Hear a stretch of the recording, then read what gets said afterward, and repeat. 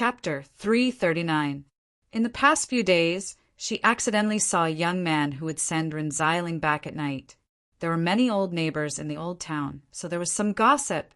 Occasionally, when he passed by a small restaurant where a group of guests would sit in the shade at night, he heard it. Luaccio also met him once, just downstairs in the old house. They were talking and laughing. Who could he be? He didn't know when he had a kind of uneasiness, vaguely irritated. Maybe it was just like what the old neighbors said. She was still so young, in the best years of her life, and at the time when she needed someone to comfort her the most. How could she take care of an almost adult child wholeheartedly? Moreover, the child was not her biological child. Who was that young man who would often send her home? Luaccio always felt that he was not that kind of impulsive person, but gradually he had an impulse that he couldn't explain. It was like a demon. Maybe it had always existed in his heart, and then it was fed in the months after his father died. Finally, he saw this young man for the second time. This day, he deliberately asked for leave from school early, and returned to the old town earlier than usual. The college entrance examination was approaching, so the school couldn't let him go easily. But the teacher knew about this child, and knew that a child who had just lost his father didn't have it easy, so he was more tolerant. Luaccio hid in his room, and the closed curtain quietly opened a gap. He felt a sense of guilt, and silently looked downstairs. It was not a high-end car, but the man who got off was probably only 25 or 26 years old. It seemed that he was quite good to be able to drive such a car. He also saw Renziling coming out of the car. She seemed to be a little absent-minded. Luaccio couldn't hear what they were talking about, but it seemed that they only said a few words, and it was over. After the man nodded, he drove away. But Luaccio didn't see Renziling coming up immediately, but leaned against the wall downstairs, lighting a cigarette. This was the first time Luaccio saw her smoking. While smoking, she suddenly squatted down, covering her eyes with her hands, and her shoulders slightly trembling. He knew that she was crying. After so long, this was the first time he had seen her so sad. She squatted downstairs alone, silently sobbing. How helpless and painful was she to be like this? Luaccio didn't know. He just suddenly had an idea that maybe what the old neighbors said was not unreasonable. He just looked at her. About 10 minutes later, Renziling stood up again, quickly washed her face with mineral water, and then patted her face, opened the door, and walked upstairs. Luaccio heard her footsteps outside the door. She gently knocked on the door, asking him if he had eaten and if he was tired. These were words that could be heard every day. But he didn't choose to open the door, nor did he make a sound. He just silently sat in the room with the light off. She thought he had fallen asleep. Although she had brought him back here, she still felt that he was cold. Really, I saw it. That woman and a young man went in. The hotel. Which woman? And that one. Isn't it that one? I knew that such a young man couldn't help it. Wait, did someone pass by just now? Who? He looked like Lao Luo's son. Did I see it wrong? Luaccio felt that he shouldn't come here, but he still came here unconsciously. Something was driving him to come here, and he felt that he really couldn't control himself. He wasn't in a good state, but he did see the car that had sent her back. It was parked outside the hotel. The hotel was not high, and all the hotels in the old town were like this. Perhaps it was more suitable to call it a restaurant. Luaccio suddenly felt a little ridiculous. Even if he came here, could he do anything? Should he do something? Just as he was hesitating whether it would be better for him to leave, some things were better left unsaid for both parties. Perhaps even if he was alone, he might be able to pass. So be it. But he saw the man walking in the lobby of the hotel. Luaccio was stunned. He knew that he shouldn't continue to get involved, but something was driving him. He quietly followed behind the man, but he didn't see him enter the floor provided for people to stay in. He only saw him in a private room on the second floor. The room seemed to be very lively. He took a deep breath and quietly opened the door. Before that, he even heard Renziling's voice. It was so loud. No way. I will never give up the custody of Luaccio. What custody? Is this your biological son? Another voice. It was the voice of a middle-aged man. Luaccio thought he knew the source of the voice. The person who responded to Run Xiling with a cold voice obviously had the same surname as him, a cousin of his father. The room was full of people with the surname Luo, people who dared to come from other cities. At first, Luaccio's father was assigned to work in this city and later settled down, living in the same place as them. Talk about marriage. Who is closer? We have the same ancestors' blood. And you, if you say you are his biological mother, we will never say a word. But you are just a woman who came in later. Will you be so kind to take care of him? How old are you? Can you bear it? What a sarcastic voice. I have said many times, please don't come to me again. I will not give up the custody. She. How many times had she faced these people? Humph. I think you are just greedy for money. What you are greedy for is my poor cousin's property. To put it bluntly, that's all. Suddenly, Run Xiling didn't say a word, but she threw a pile of documents on the table heavily. She looked at the people at the table and said forcefully, "These, all the property after my husband's death, including the pension and the real estate certificate, and the property that was distributed to me after his death. I have entrusted all of them to my representative lawyer, and all of them are under the name of Luaccio. When he becomes an adult, all of these will belong to him. Before that, I will absolutely not use a single cent of these treasures. Hello, I am the representative lawyer of Qing Yuan Law Firm. This is my card."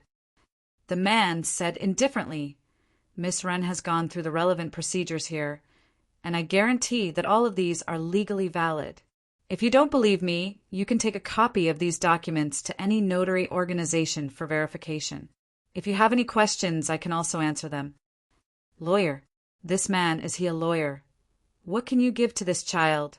Yes, I am not his biological mother, but we have lived together for at least a few years. And you? Do you know what this child likes to eat?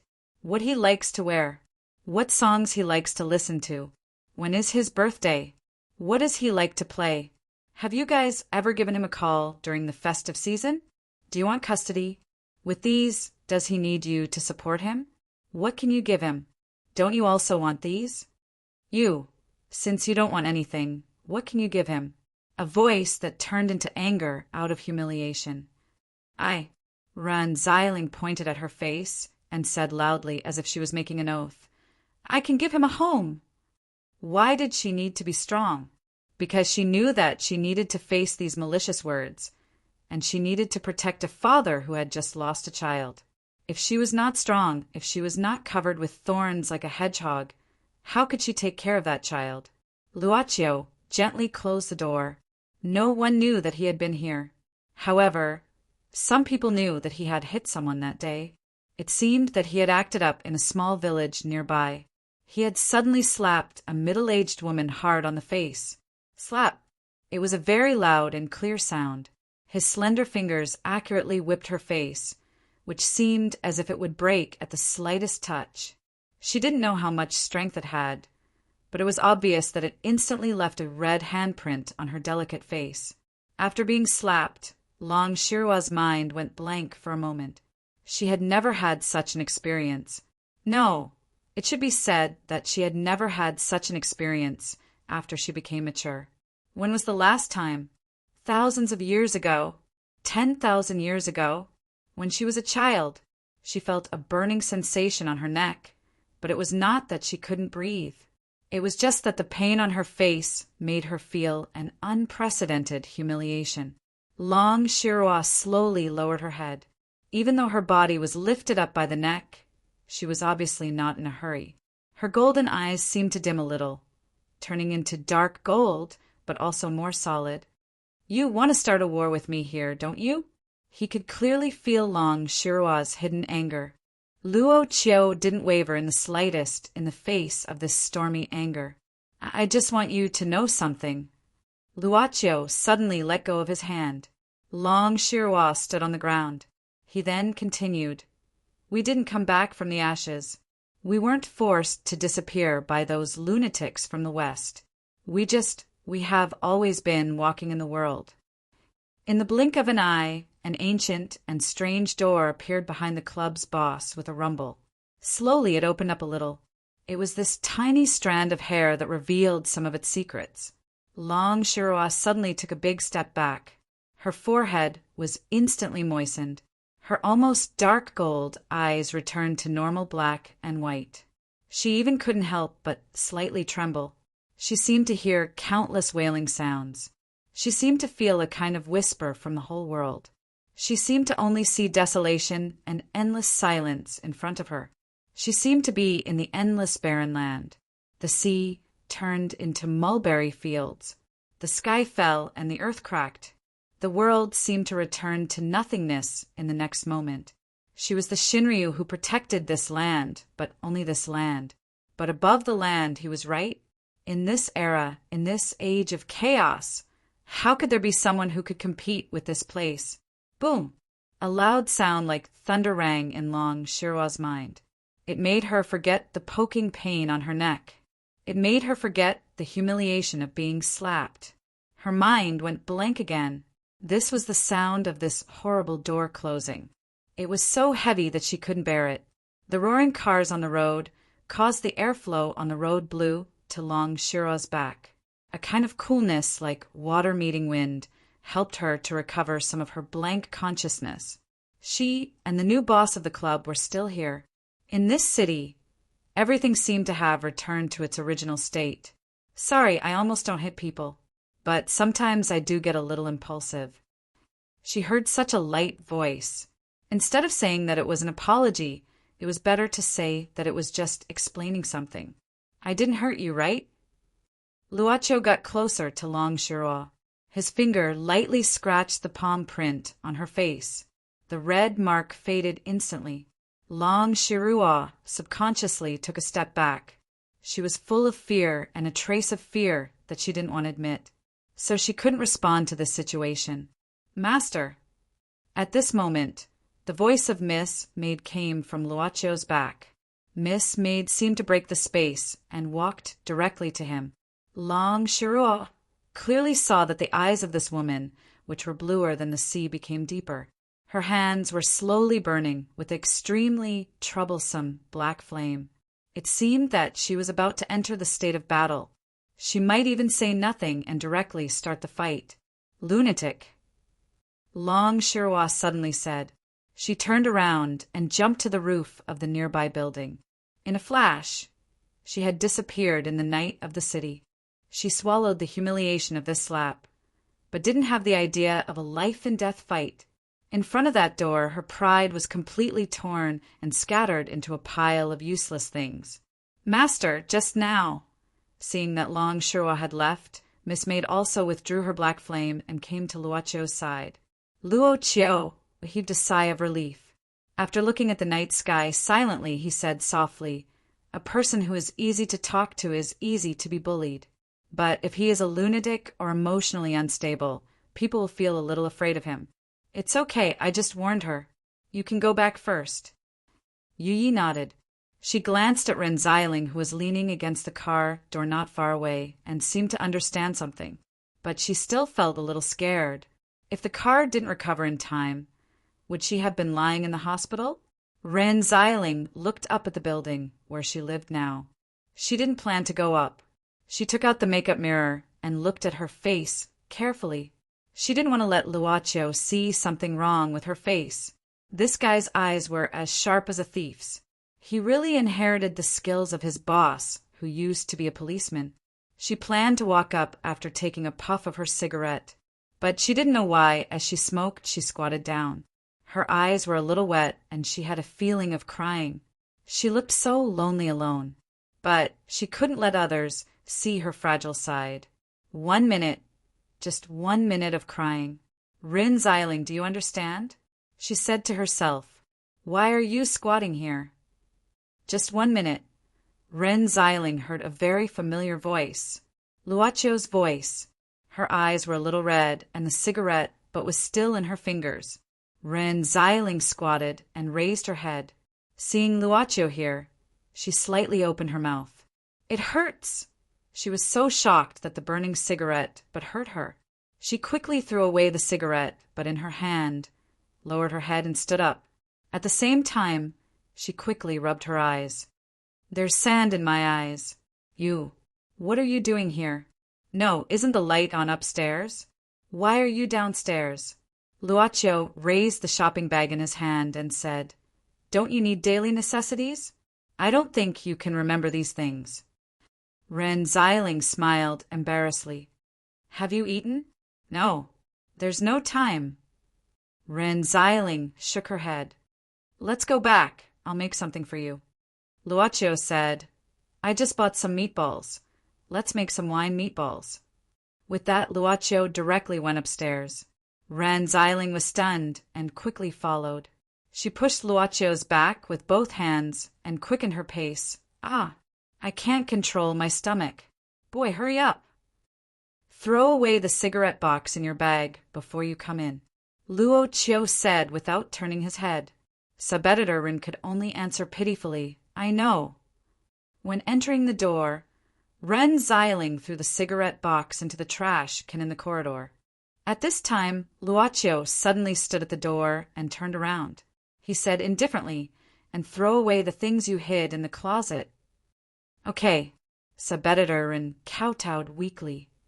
Then, welcome home. Ren Xiling was stunned and suddenly looked up, but she saw Luocio had already entered the room. She couldn't help crying. After a minute, her eyes turned red again. Shen Meihuan was anxiously looking for her son on the street. Where could he go? Could it be that he had regained some of his consciousness? Many questions appeared in her mind. She even worried that something would happen to her son in his current state. She blamed herself that she shouldn't have gone out to buy things so rashly. After several hours, she still couldn't find her son, which almost drove Shen Meihuan crazy. Since her son was finally back, please don't take him away from her again. She prayed like this.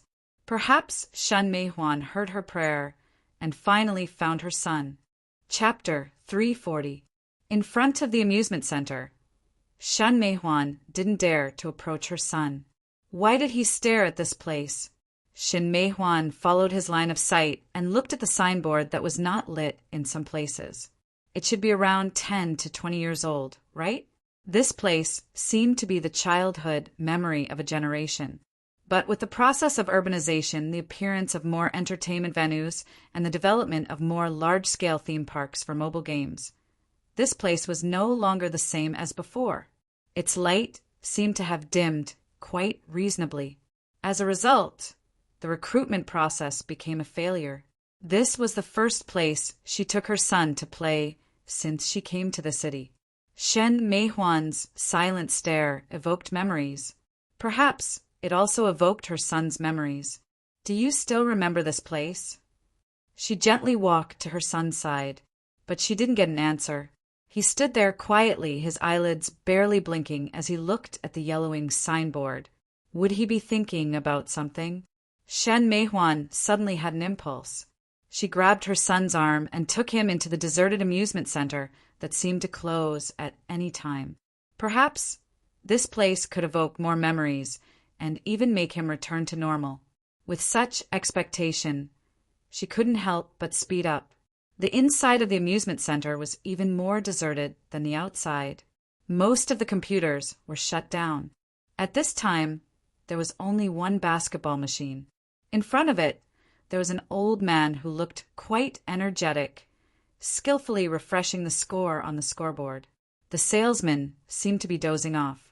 Even if there was business, he didn't show any enthusiasm. He mechanically counted the game coins, received the money, and continued to doze off. Shen Meihuan didn't care about the deserted place and the bad attitude of the salesman. Instead, she felt a little lucky that no one was paying attention to her. This was actually a good thing for her. At least no one would notice her son's abnormality. In front of a tortoise machine, Shen Meihuan tried to make her son remember more things. Do you remember? The first time you came here, you played this kind of game. Yes, Although this machine is different from the first one, do you still remember? At that time, you played for an hour and refused to leave no matter what. You even threw a tantrum. But her son didn't respond. It seemed that he had heard it, or maybe he didn't hear it at all. But she didn't lose heart. She grabbed the hammer hanging in front of the machine and handed it to her son. She also saw that her son didn't grasp it tightly and the hammer fell to the ground. Shen Meihuan picked it up again, and the hammer fell from her son's hand again. Pick it up, drop it, pick it up, drop it. Over and over again. Shen Meihuan's eyes were full of perseverance. She didn't show any impatience. She felt incredulous. In recent years, as the business of the contracted factories gradually went down, her temper seemed to be increasing day by day, and she gradually became impatient. But now, when she did this repetitive, monotonous, and even uncomfortable thing, she didn't have any dissatisfaction. Finally, when her son learned to grasp the hammer, Shen Meihuan was happy from the bottom of her heart. She began to teach him how to hit the flashing tortoises with the hammer. It was very clumsy and the result was terrible, but she held her son's hand and felt a kind of happiness that she hadn't experienced for a long time. She remembered the past, a long time ago when her son was a child. She would always patiently teach him how to walk over and over again. She would always patiently teach him how to babble. At that time, she never felt the slightest bit of irritation. Even if he only learned how to take a step, even if he only learned how to say an unclear word, it was enough to make her happy for half a day.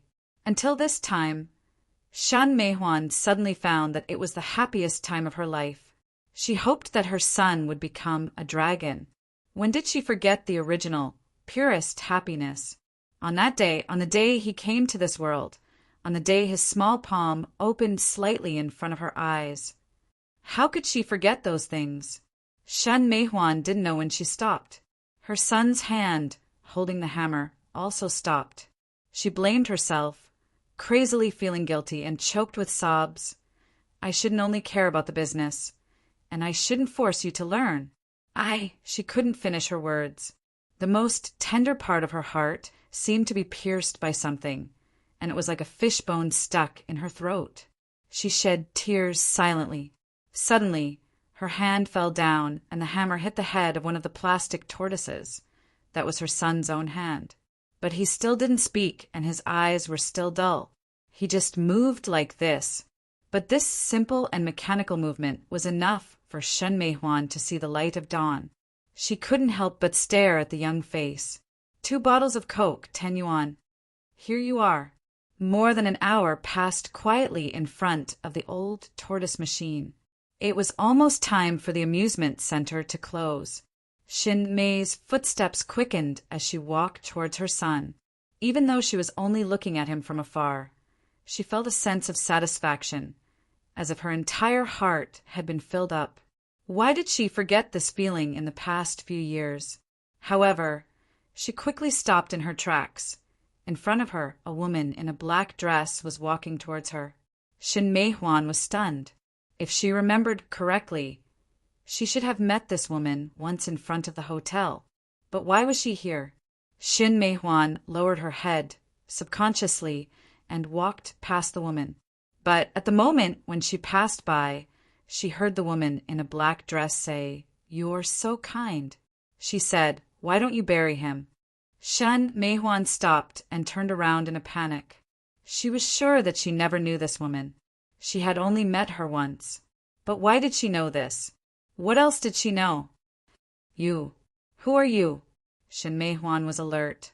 "Have you been following me?" "It doesn't matter who I am. What matters is you."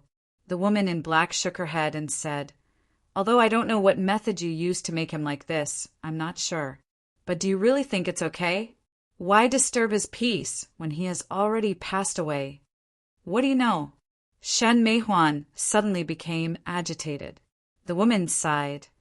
"I am also raising some children. They are even more important than my life for me. I know how a mother feels. You know. Then don't stop me. But you have to know that your son is full of the smell of corpse. This is not a good thing for you. You will have problems with your body after a long time." The woman in the black dress seemed to be reluctant, but she still said, "Listen, he may become a walking dead. That's a state you don't want to see." Shin Mei Huan looked at her more vigilantly. "I don't know you. I don't know what you are talking about. Please don't harass me. I have lost him once. I can't let myself lose him again. Since you know how a mother feels, you should know me. Why are humans always so stubborn?" She could only sigh, but soon she laughed bitterly. "But I am not qualified to say anything. I also have a stubborn afterlife. Well, I live upstairs. If you need anything, you can knock on the door of my room. I hope there won't be such a day." "You. Who are you?" "Black Water," she whispered. "My name is Black Water." Chapter 341. It was almost midnight, but the door of the pet hospital was still open and the lights were still on. Little Butterfly Monster was sitting at the front desk, wearing the beige uniform of the pet hospital, looking at the door frequently. Sister Long still hadn't come back. Luo Dance lay on the table, feeling bored. She was fiddling with a small bottle that used to be filled with honey, which had already been cleaned. She tied a blue ribbon at the mouth of the bottle. She didn't know why, but she felt that it would make her happy. After a while, Butterfly Monster couldn't bear it anymore. She raised her head, looking at Sister Su Zijuan, who was sitting not far away. "Sister Su, do you think Sister Long is in trouble?" Su Zijuan yawned, patting her lips with her pale palm. "In my opinion, this old woman is the source of the trouble. It's good enough that she didn't make trouble for others. Don't worry, at least in this era. I can't think of anything that can hurt this old woman. She won't die. As the saying goes, a scourge lives for 1,000 years. What else could Luo Dance say? The automatic door of the hospital was suddenly opened, and the one who came in was Long Shirua. Luo Dance walked inexpressionlessly. Seeing this, Su Zijuan stood up, stretching herself, looking at Luo Dance indifferently. "See, speak of the devil. I told you that this old woman is fine, right? Well, I'm sleepy and it's time to sleep. If you didn't ask me to accompany you, I wouldn't sit here." Luo Dance still felt that what else could she say? "You're the one who's sitting right here. Also, don't you only sleep during the day?" Butterfly Monster felt that she was wronged. But since Sister Long came back, this grievance was nothing. What gave her a headache was that, based on her experience, Su Zijuan would definitely have a good quarrel with Sister Long after she said those mean words that she didn't mean. But Long Shirua acted like she didn't hear it. She walked inside without saying a word. Su Zijuan's provocation was totally ignored. Seeing that Long Shirua was about to enter, Su Zijuan shouted, "Old woman, your pants are down!" "Ah, what did you say?" Long Shirua turned around absent-mindedly. Damn it, this old woman's head must have been hit by a door. Su Zijuan stared at Long Shirua inconceivably, frowning, and keenly caught something. "What happened?" "Nothing, I just want to sleep." Long Shirua just shook her head. "Long Shirua's late at night." TSK. Seeing that Sister Su Zijuan was smiling, but the anger in her eyes was rising, Butterfly Monster quickly walked out from the front desk and said, "Oh, right. Sister Long, you must be tired, right? I'll go get some hot water for you. Sister Su, are you hungry? The type B negative blood popsicle I made yesterday should be ready. I'll get some for you, don't quarrel." Just when Su Zijuan's fighting spirit was getting stronger, Long Shirua suddenly said, "Pianxian, I have something to do these days. I have to go out for a while." "Oh, Sister Long, are you going to pick herbs?" "No, I have to go on a long trip." Long Shirua said slowly, "If the patients come, you can read my notes and prescribe medicine for them. Anyway, it's all the same problems. The things in storage are enough for you to use for a long time." "Well, I know." Long Shirua nodded and said, "Oh, right, don't go to the cram school these days. Wait until I come back." Although it was a pity, Butterfly Monster still nodded obediently and didn't ask why. After saying that, Long Shirua, who had just said that she was going to sleep, seemed to have forgotten the sentence and went out directly. When she went out, Butterfly Monster noticed that Sister Long subconsciously touched her neck. She didn't know why, but she felt that Sister Long seemed to be afraid of something. Was it an illusion? Inside the police station, a group of burly men were scratching their heads and discussing what Officer Ma had ordered them to do. 2 sets of high school exam questions, which were extremely heavy. God knew what Officer Ma had experienced. Logically speaking, it shouldn't be for his son. His son was studying abroad 2 years ago. His age didn't match at all. The only young police officer who knew the truth didn't dare to say anything. This is the lesson of Officer Ma, whom you respect and idolize in the cram school. Of course, because of these subordinates, Sir Ma was hiding in his office, leisurely drinking the kung fu tea before work. When the case was in a stagnant state, he needed to relax his mind. Sir Ma, Section Chief Chin is here for you. But Ma Hao didn't drink it and almost scalded his tongue. He rushed to his seat and grabbed the pen, lowering his head to read the documents seriously. Don't pretend. The things on the tea table have betrayed you, and the boiled water proves what you were doing just now.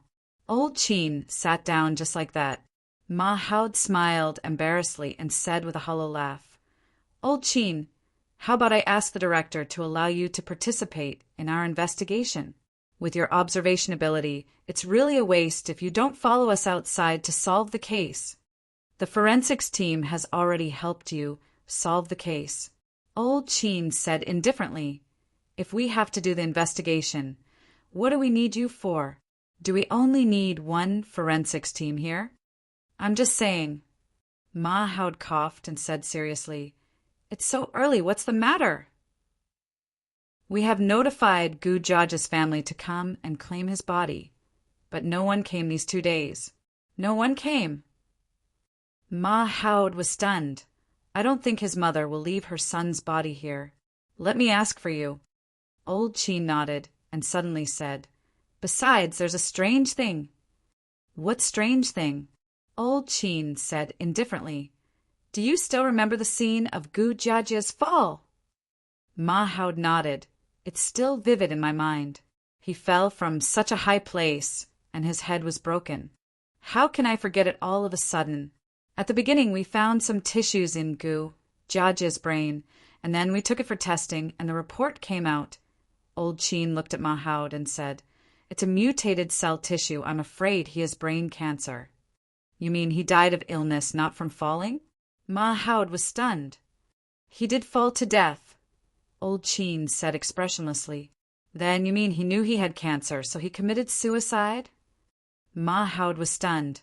No, why didn't we know Gu Jiajia had a medical history? How can his family not know about this disease? Did he secretly go to the hospital, test it himself, and then hide it from us? Can he bear it alone? I'm just providing you with information, and I won't make a judgment for the time being. Old Chin shook his head. But it's strange that we can't find these mutated cell tissues in the deceased. Ma Hao shook his head. I don't quite understand.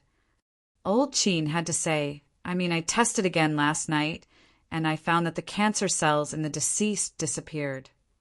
Ma Hao frowned. Is it possible that the deceased didn't have the disease at all? Old Chin looked at Ma Hao like looking at an idiot. Then where do you think those cells came from, if not from the deceased? I know. There's something wrong with the corpse. It's fake. IQ. Ma Hao was not happy at this moment. Then explain to me, how did it suddenly disappear? Do you think the cancer will be cured automatically when a person dies? That's why I came to you. Old Chin said indifferently, there's only one situation where we make a mistake, and that's when we miss something, not when we test something wrong. That's strange. Ma Hao frowned. Chapter 342. Ren Xiling and Ma Hao met again on the rooftop of the cram school. They exchanged information. Ma Hao didn't say anything strange about Old Chin, but simply said that they lost contact with Shen Meihuan after she knocked out Gu Feng. It said that the man has a mistress outside and has a habit of beating her son. If I were him, I wouldn't stab him.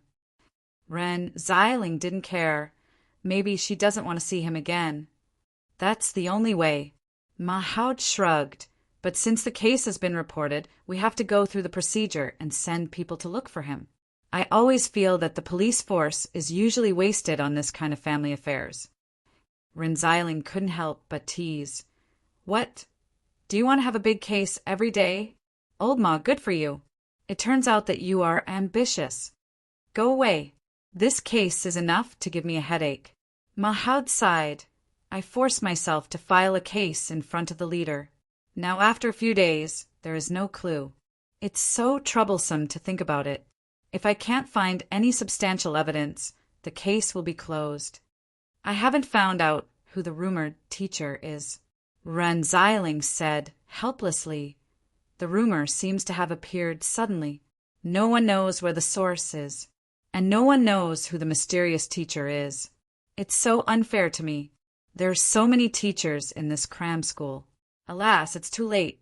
I have to catch the bus. Where's your car? Renziling said casually. It seems to have some problems a few days ago. I sent it for maintenance. Then I'll drive you. Mahoud thought for a while. Anyway, I haven't seen little Luo for a long time. Let's visit him. I think so. Therefore, Boss Luo, who was not prepared, was hugged by Mayu. Sit down, I'll make you some tea. Luocho smiled and started to greet people. Mahoud immediately sat down and sighed. It's still more comfortable to meet an acquaintance and have a chat. Luocio's living room was lit with warm lights, which made people feel very comfortable. Mahoud felt as if he had relaxed all of a sudden. Uncle Ma, have you been under a lot of pressure recently? What do you mean? Mahoud sat up and asked curiously. Luocho said casually, normal people wouldn't show such an expression if they weren't under pressure, nor would they sigh. Mahoud smiled. You're still the same. You're observant, just like your father. Yes. Renziling nodded in agreement. She hugged a pillow and sat on the edge of the sofa. Old Ma, this is the only thing I support you on. This brat's eyes were really sharp. You don't know, but this brat only looked at me and knew what I ate. That's because you only eat heavy food. Luocho said indifferently. Renziling rolled her eyes and pretended to hit him. Mahoud laughed heartily. Just like that, the three of them chatted and laughed.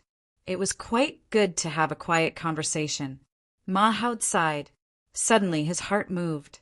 He looked at Luocho and said, Luocho, let me ask you something. Listen. Mahoud thought for a while and said, I recently encountered a case. I want to listen to the opinions of different people to stimulate my thinking. Sometimes your words are quite useful. Maybe you can remind me of something that I neglected. Renziling held the cup of hot cocoa that Boss Luo specially made for her. She sipped and listened. She knew what Mahoud was referring to. That's it. Mahoud sighed and said, At present, we still don't know who this so-called teacher is, and we don't know how to find this person. Luocho thought for a while and suddenly asked, Are the 5 students in different classes? Yes, different classes. Luocho said again, Do you have the timetable of these classes? Mahoud quickly took out a timetable from his briefcase. He had investigated this cram school for several days, so he naturally had this information. Do you also have the information of the dead students? Luocho asked again. Mahoud hesitated for a while and nodded. This time, he took out a USB flash drive. In this way, Luocho looked at the personal information of the dead and the timetable of the cram school in his hand. He didn't say anything, nor did he show any expression. He took out his pen again and kept ticking on the timetable. Then he created another E1 form in his notebook and kept filling in some things. Mahoud and Renziling were confused. What is Luocho doing? Mahoud lowered his head and asked. Who knows? To be honest, sometimes I don't know what he is thinking. Renziling shook her head and whispered. Well, come here. Luocho suddenly raised his head. Mahoud and Renziling quickly walked behind Luocho. Luocio moved the screen of his notebook and pointed at the form on it. I listed the courses of these 5 students separately. Do you see the different colors of the grids? Ren Xiling nodded and pointed at one of the grids, which was the course of the first victim, mathematics teacher, English teacher. Ha! The Chinese teacher here is different from the second and fourth victims. Ma Haud also looked and said, well, the politics teacher only taught the third victim, but what's the connection? Luocio said seriously, haven't you found it? There is no teacher here who has been in contact with these 5 students at the same time. At most, he has only taught 2 students at the same time. Because the students signed up for different courses. Ren Xiling suddenly understood. Luocio nodded and said, that's right. Since Uncle Ma got the clue that these 5 victims are related to the rumored teacher, we can assume that this teacher is the same person. Isn't the problem obvious? Oh, you reminded me. Mahoud nodded and said, let's assume that this so-called teacher is related to these students who committed suicide. Then this teacher at least needs to know these students. But according to my observation these past few days, I found that these teachers basically got off work after class. The victims were in different classes at different times, and they didn't even meet. Luocio said indifferently, you can also assume that this mysterious teacher chose different classes in order to minimize the panic. At least this teacher needs to know these students, right? In the same class, there were students who committed suicide one after another. How could this not be strange? Well, but if there is no teacher in contact with 5 students at the same time, Mahoud was stunned, as if he had suddenly walked into a dead end. Who is this teacher? Mahoud shook his head again, but we still can't be sure. Even if there is such a teacher, he is related to these consecutive suicides. What's the rumor? Luocio suddenly asked. The mysterious teacher can make students' grades improve by leaps and bounds, Mahoud said. Then he quickly began to look at the materials of these students who committed suicide. Sure enough, their grades improved after they joined the cram school. But it's still a teacher? Ren Xiling said helplessly. But doesn't this prove that no teacher can contact these 5 students at the same time? Dead end. Mahoud sighed. Luocio suddenly said, it's such a big cram school. Is there no one who can get the materials of all the students? Even in school, students usually call those who don't participate in teaching as teachers, right? Yes. Mahoud nodded quickly. Even if the teacher only manages his own cram school, he can still see all the students. For example, the operator or the person who manages the materials. He subconsciously looked at Ren Xiling and blurted out, Sister-in-law, the direction of our investigation may be wrong from the beginning. Well, maybe it's not these teachers, Ren Xiling nodded. But in this way, the scope of the investigation is greatly reduced. There are only a few students who can be contacted by the cram school. You're a great help. Mahoud laughed and patted Luocio's back heavily. I have many subordinates, but none of them have thought of using a table to summarize them. You're really my brother Luo's son. Luocio felt that even if his father was still alive, he might not necessarily use this kind of EBSB. His father belonged to the older generation of police officers and had rich experience. But in fact, he was not good at these relatively modern things. Mahoud hurriedly packed up the materials and said, I have an idea. I have to act quickly. Let's call it a day. I'll come again when I have time. Luocio. Good boy. You're a great help. It's a pity that I don't have a daughter, or I'll definitely let her marry you. Boss Luo shook his head. After sending Mahoud out, Ren Xiling tiptoed into the living room. She glanced at Luocio, who was lowering his head to tidy up the tea set. She stuck out her tongue and tiptoed back to her room. Stop. Unexpectedly, Luocio's cold voice floated over. Ren Xiling said with cold sweat. Oh, just leave the things here. I'll tidy them up later. I don't want to talk about this, and I don't expect you to do housework. Luocio said indifferently. Did Uncle Ma say us when he looked at you? Did he? You must have misheard. Well, I'm part of it. After all, Sub-editor couldn't resist his sharp eyes. She was defeated and intended to confess. I just went to class and inquired about some things. Ren Xiling sat upright. She swore that she didn't sit so upright even when she was a good student. Go take a bath and go to bed early, Luochio said suddenly. Ren Xiling was stunned. Aren't you angry? Luochio said indifferently, Is it useful for me to be angry? If I'm not in the mood, just do what you want to do. Don't mind me. It's not good for you to suppress yourself all the time.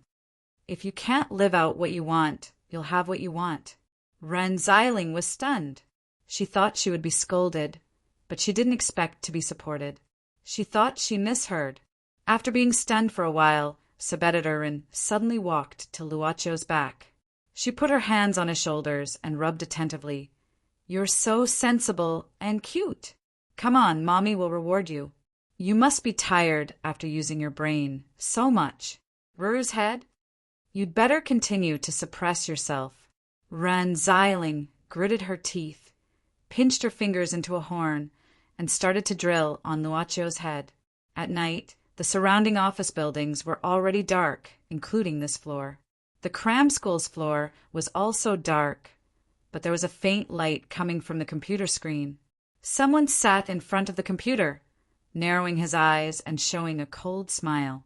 To be continued. Chapter 343. Geniuses remember love in 1 second divided by small? This is a wonderful novel for you to read. Sir Ma, this is the information of the cram school staff. Love go small, say ku. Although none of the brats in the office thought of making those troublesome but useful forms, they were still able to investigate a person's background quickly. The young police officer looked at Officer Ma. Looking at his smiling eyes, there was a subtle feeling in his heart. Sir Ma? Oh, I'm listening. Ma Howd coughed. Tell me about it. Including the legal representative of the cram school, who is also its investor, there are 17 employees in total. The rest are retired teachers who were hired by the school. Tell me about the employees and the boss. The boss is Dai Yukai, 47 years old. He used to work in the education department. He started a business after resigning a few years ago. He seems to be doing well. This year he invested in a new cram school. The young policeman said loudly, but except for occasional meetings, he seldom comes to the cram school. His personal assistant, Su Zhao, is in charge of the basic business. Oh, this assistant is the manager of the cram school. From the manager to the accounting department to the purchasing department, and even the receptionist at the front desk, all the information was presented to Ma Howd in detail. According to the different functions, Ma Howd quickly locked onto a few people who were worth paying attention to. He quickly circled the names of several people in the notebook and said, The student's suicide happened more than a month ago. This cram school has been open for almost 2 months before the summer vacation. There was no problem before. He put the names on the table and said, These guys joined the cram school after the summer vacation. Keep an eye on them. See if they have any contact with the students in the cram school. In addition, keep an eye on the boss, Dai Yukai, and his assistant, Su Zhao. Yes, sir. The young policeman straightened up and replied.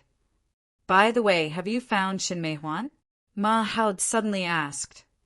No, we called Gu Feng this morning. He said that Shen Mei Huan was still not back and he couldn't get in touch with her. It's been 3 days. Ma Howd nodded. It's been more than 48 hours. Ask some of your brothers to search for him. All right. After a while, realizing that his subordinate hadn't left yet, Ma Howd couldn't help but frown.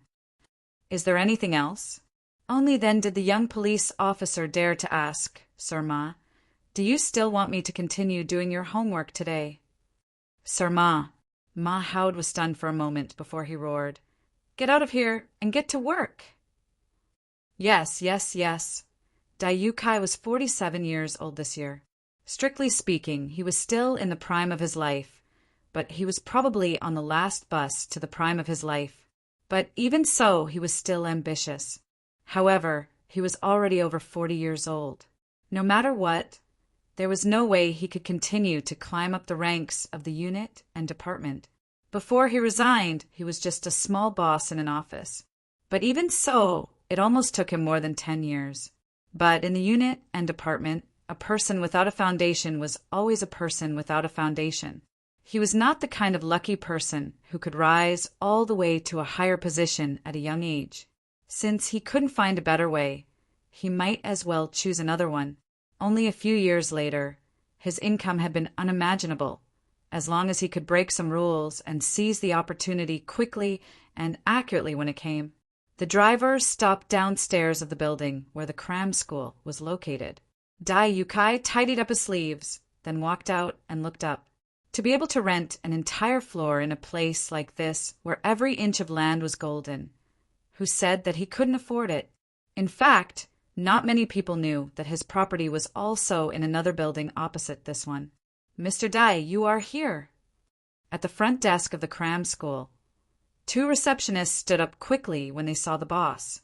Dai Yukai nodded and said indifferently, "Is Su Zhao here?" "Manager Su is in the office."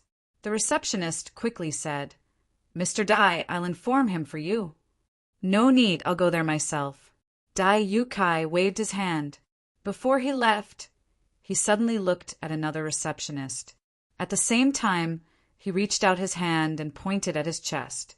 The receptionist was stunned and looked down subconsciously.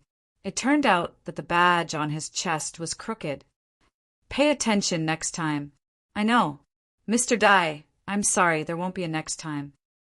Dai Yukai walked into the office alone with his hands behind his back. The receptionist who was caught was relieved and said with a little fear, "Sister Zhao, I'm in trouble. The boss must have a bad impression of me." "Lu, the boss is a good person. Don't think too much."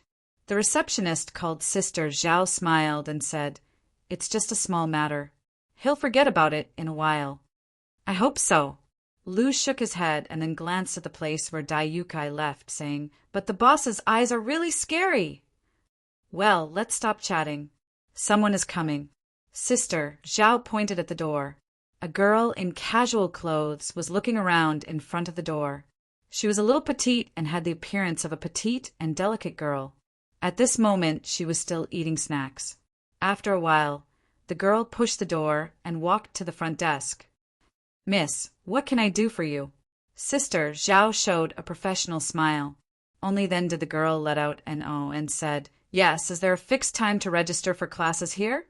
"I want to register for several classes." "You can register during working hours." Sister Zhao took out the form and said, "Miss, you can fill in this form first." The girl was very fast. She filled it in a while and handed it to Sister Zhao. Sister Zhao glanced at her and then at the girl. She then smiled and said, "Miss Julie, right?"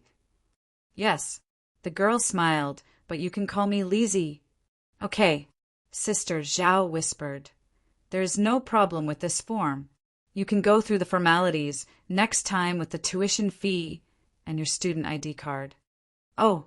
Lizzie nodded and swallowed the last octopus ball that she had just bought on the street.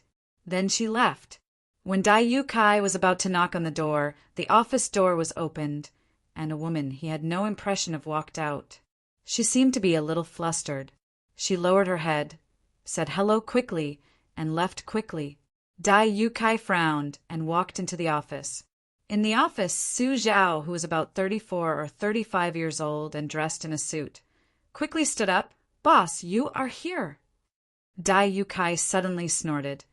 "I let you come here to help me with my business, not to play with women." "Boss, I was just discussing something." "Enough." Dai Yukai snorted again. "Don't I know your virtue? If it weren't for your father's help, I wouldn't have helped you." Su Zhao didn't dare to say anything.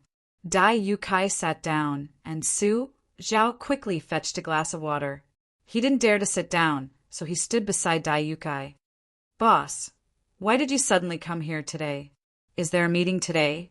What kind of manager are you? Don't you know if there's a meeting?" Dai Yukai glared at him with a straight face. Su Zhao lowered his head awkwardly. Dai Yukai sighed and shook his head. I have an appointment with some teachers today, so I came here to have a look at the situation here. And I just want to remind you about those students.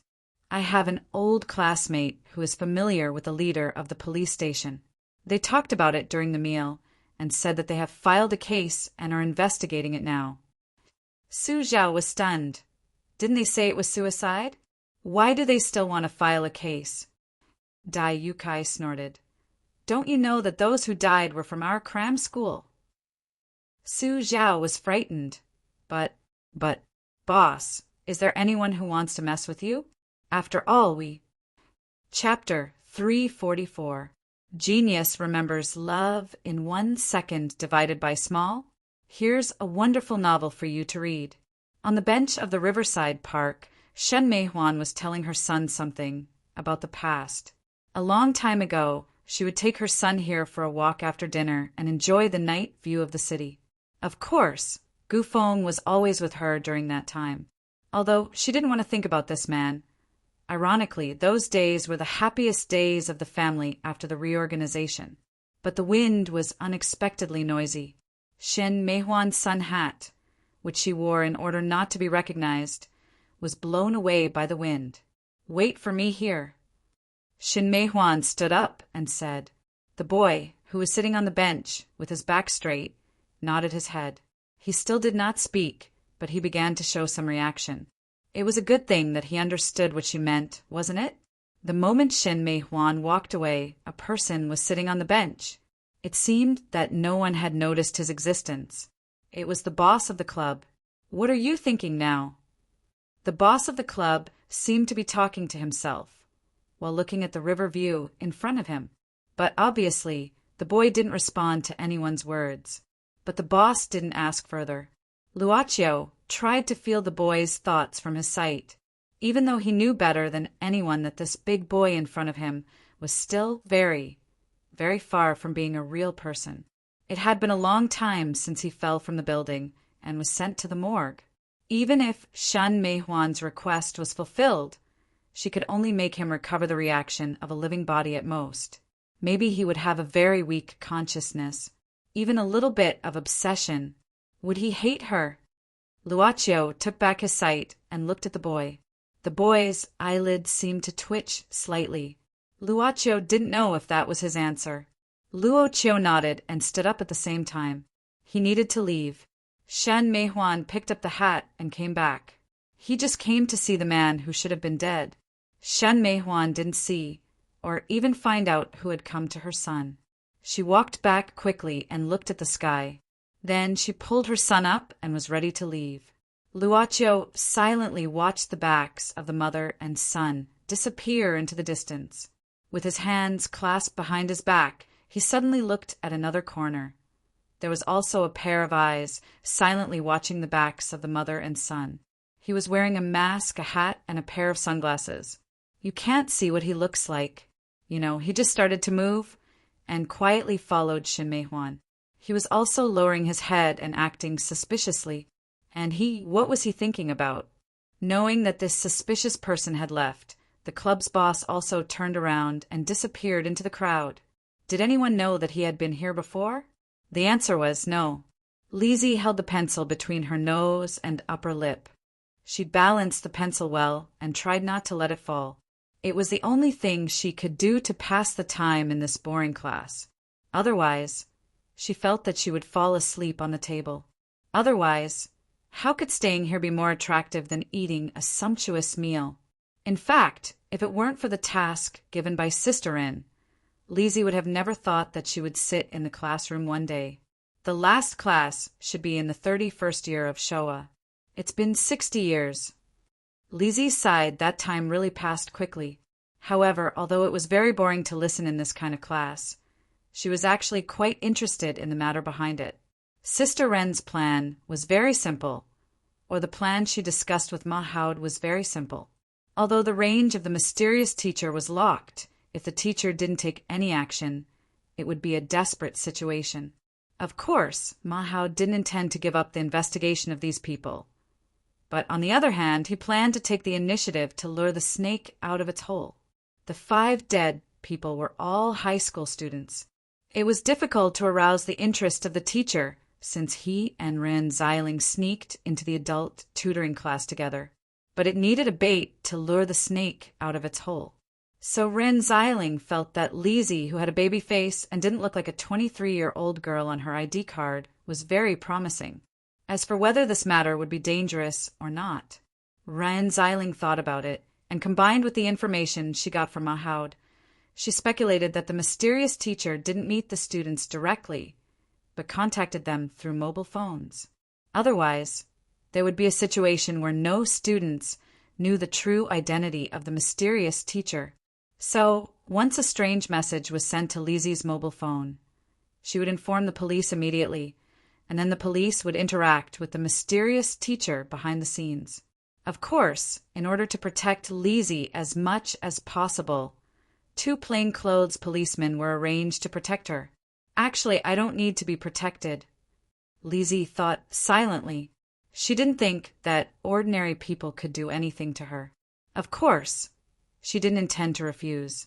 Sure enough, I was right to think that I would encounter a lot of interesting things with Sister Rin. Lizzie began to look forward to it. Who was this mysterious teacher? Would he be delicious?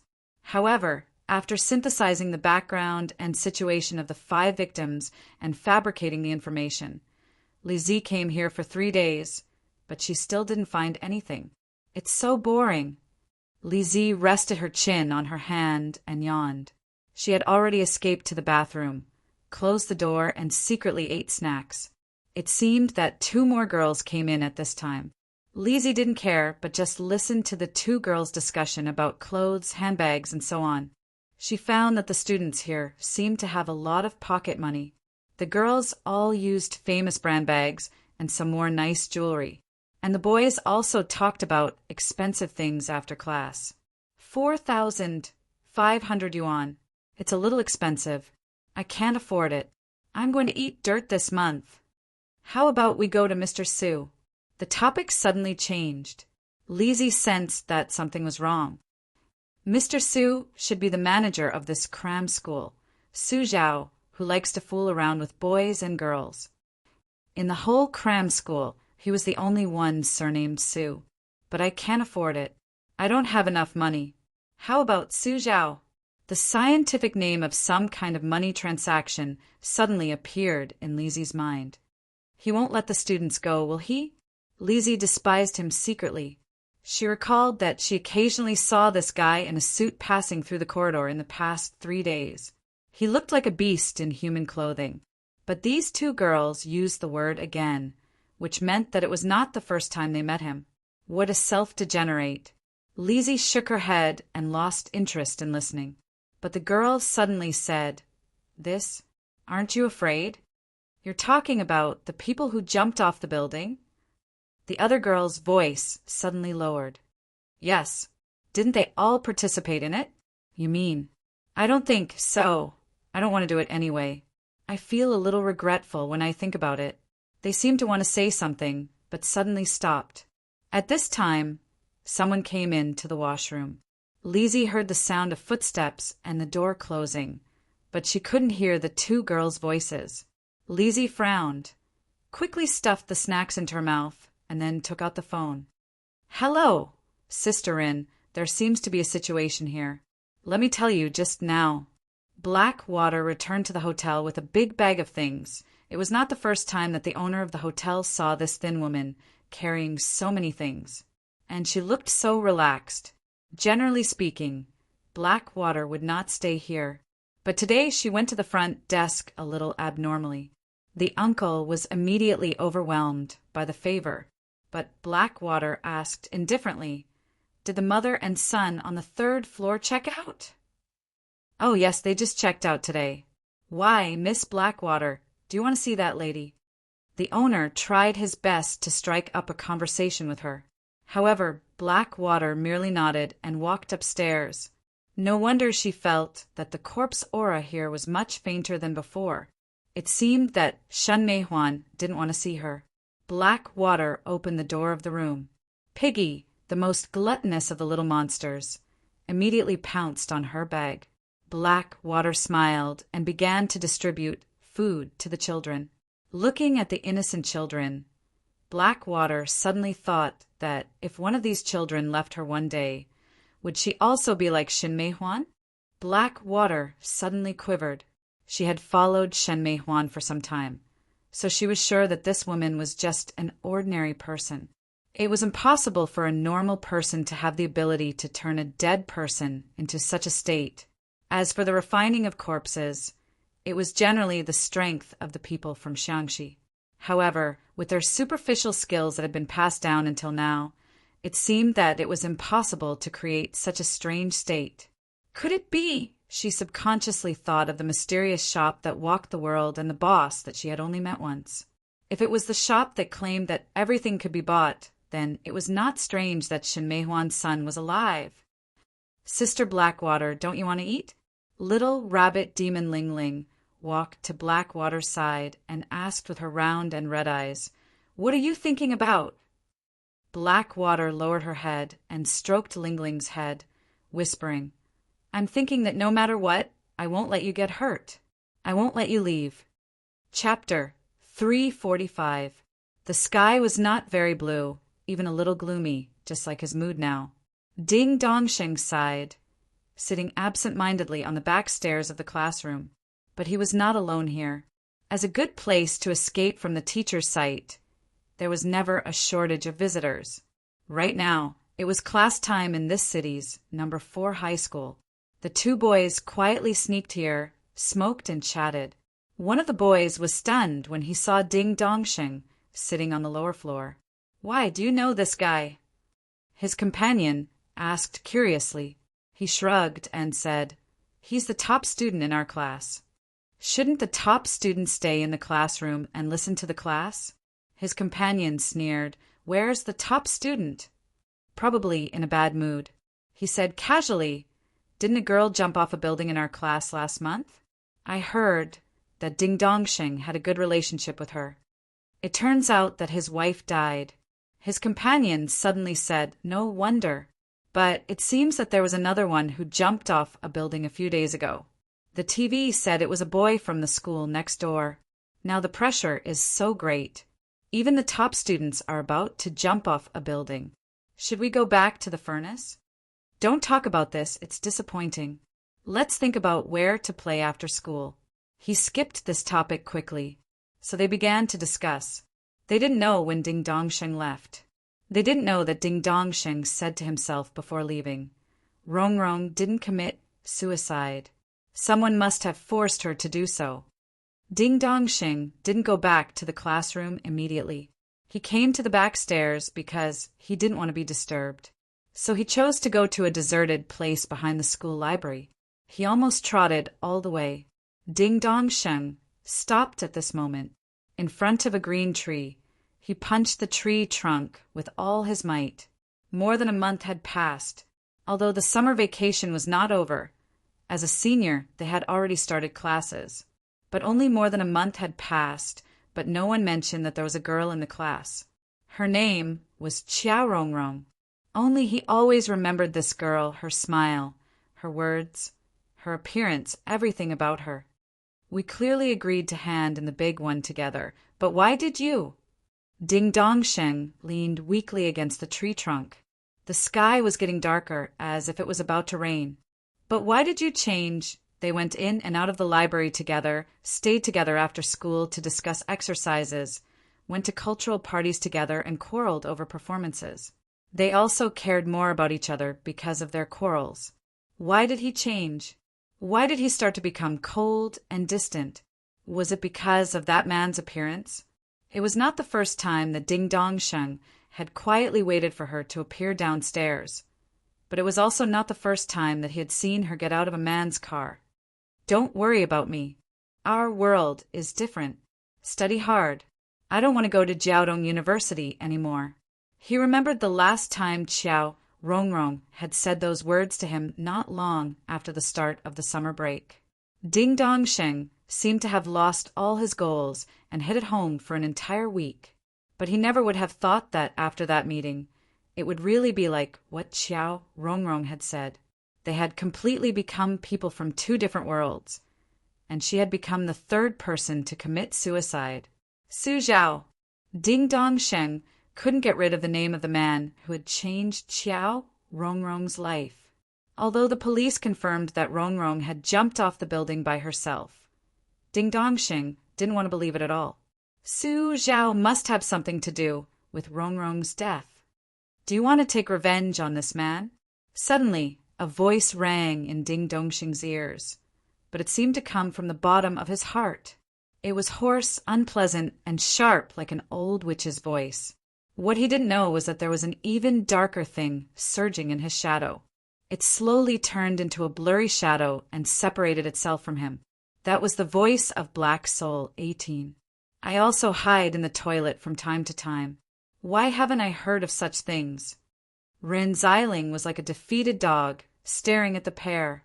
Was this the European popularity of newbies, just like how people who had never played cards could inexplicably win the first round?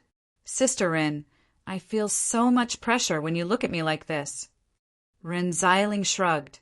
This was a cold drink place near the cram school, and the time was after the cram school. Ren Xiling thought for a while and said, according to what you said, Su Zhao is at most a scumbag who fooled around with female students. There are many such scumbags in society. But did the two girls really mention the deceased? Lizzie nodded. It seems that they have done something together. And from the conversation of these two girls, I'm afraid there are more than that. What could it be? Ren Xiling thought for a while, then nodded and said, It's already very good to know about this. Lizzie, you've really helped me this time. I have to inform Ma Haud right away. I feel that this matter is getting more and more complicated. My intuition tells me that it will be dangerous.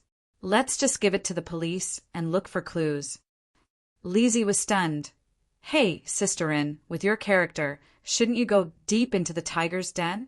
What's wrong? Ren Xiling blew the cigarette, maybe a few years ago, but it's different now. Although our duty is to report the truth, we should not cross the line if we can. Like this time, it's still within the scope of undercover investigation, but it's the work of the police if we go further.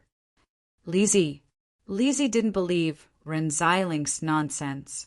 She blinked and smiled. Is it because of Luoqiu? Ren Xiling said naturally, Isn't it the duty of a family to not let them worry too much? That day, Luoqiu asked her to be more open and do something she liked. But how could Ren Xiling really be unscrupulous? When she returned home, it was more important than anything to have someone to say welcome back to her. Therefore, although she didn't charge into the trap like before, she could still carry out some investigations. Even if she was in the second line of work, she could still help a lot. She didn't lose her conscience. That was enough for her. Family. Lizzie dug a piece of ice cream and put it into her mouth.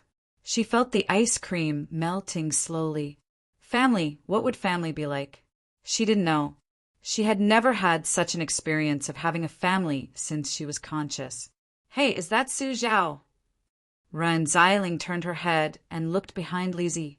Lizzie turned her head and looked. Su Zhao was walking out of the bar with a woman in his arms. If she didn't see wrong, the woman seemed to be one of the employees of the cram school.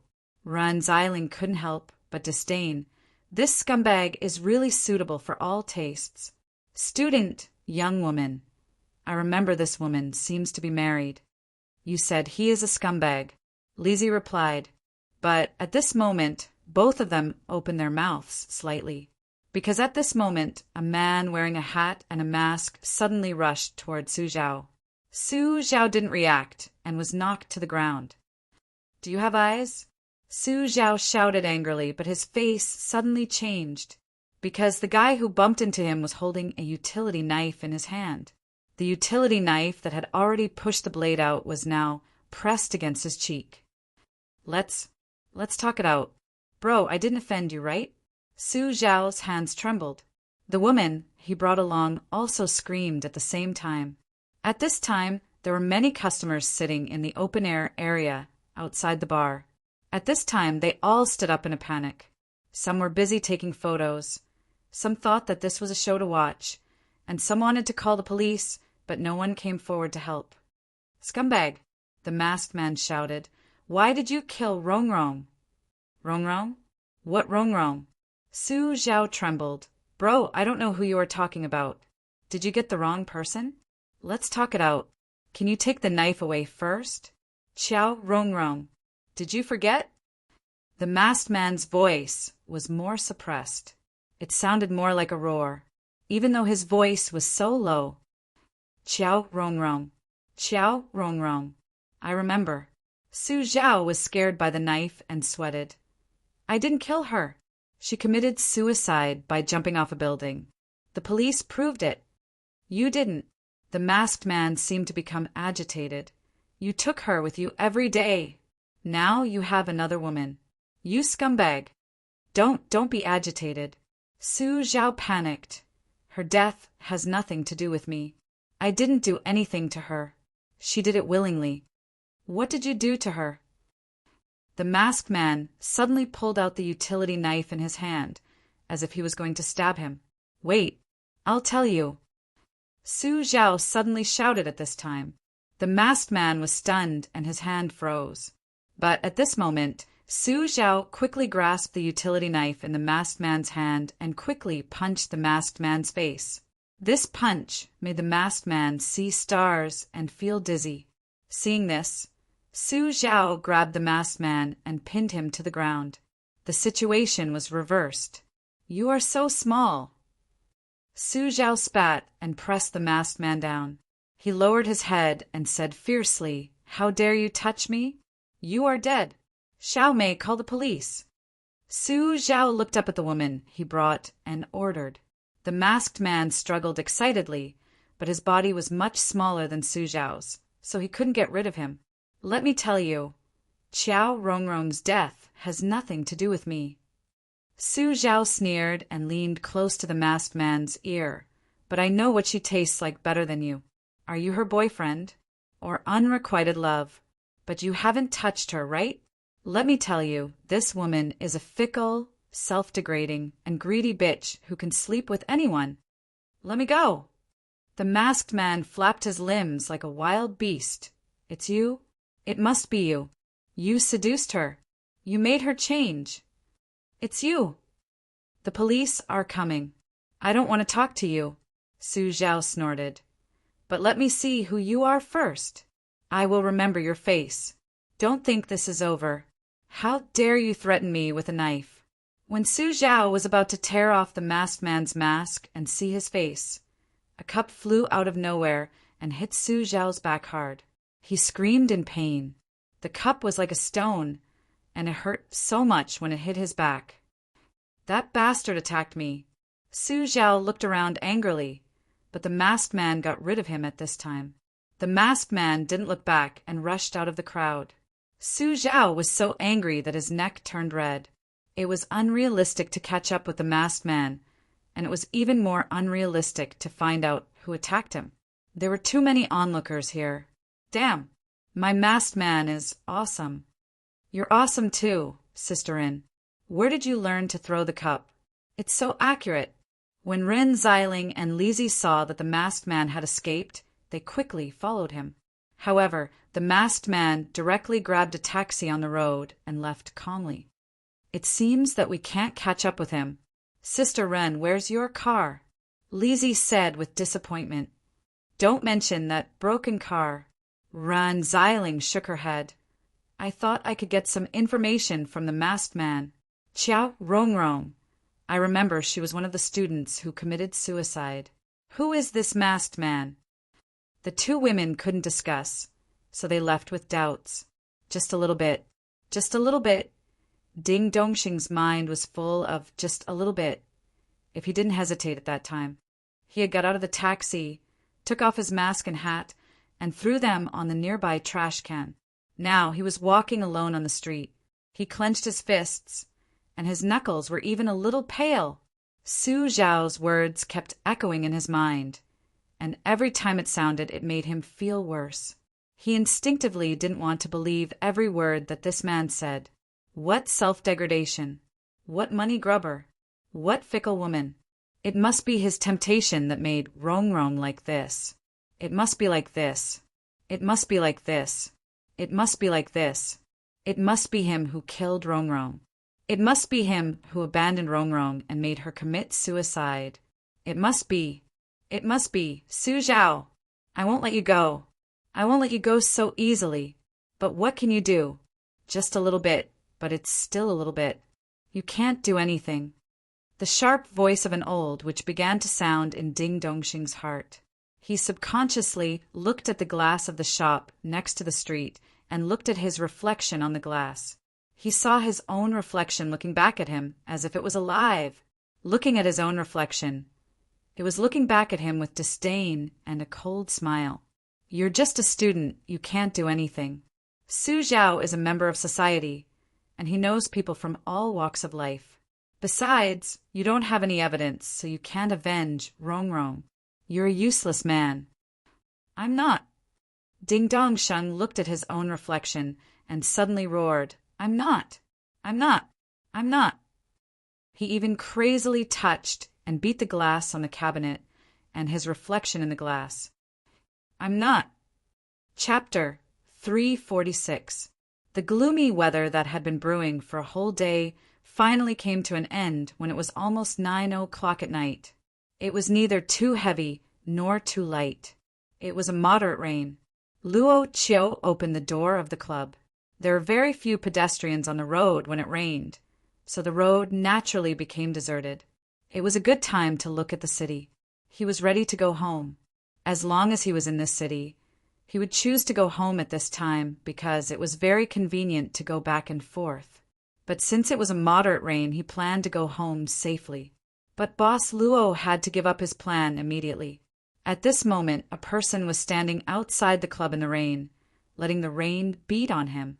It was a big boy who looked to be about 17 or 18 years old. The rain washed away the hustle and bustle of the street, but it didn't wash away the smell of black soul on the boy.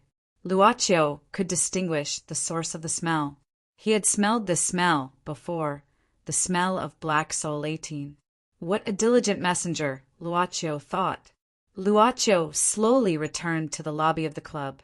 He knew the boy was about to come in because he was about to see the door of the club.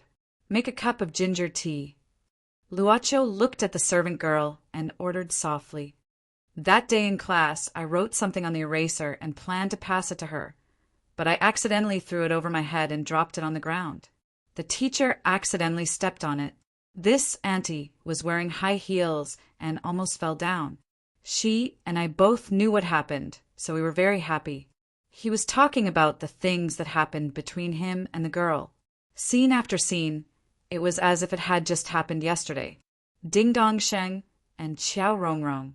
A cup of warm ginger tea didn't seem to make him feel the coldness of the rain, but these memories seemed to bring him warmth. Luoqiu was used to listening to other people's stories.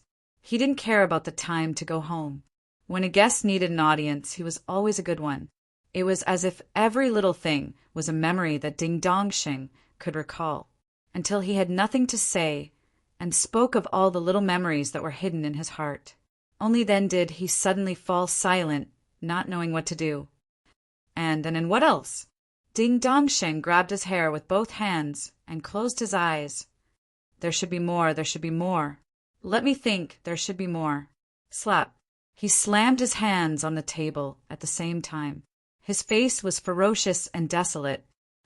There will be many, many memories. We should have a lot of memories. It was all because of that man. It's all because of him that Rongrong left me. Leave this world. I want this man to taste the consequences. I want him to pay for what he did. I don't want him to have it easy. He looked straight at the boss of the club. There was no fear in Ding Dongxing's eyes. He was not afraid at all. Hatred had covered his eyes, and anger had also covered his reason. Do you know that once a request is made here, it is not allowed to be changed? Luoqiu said indifferently.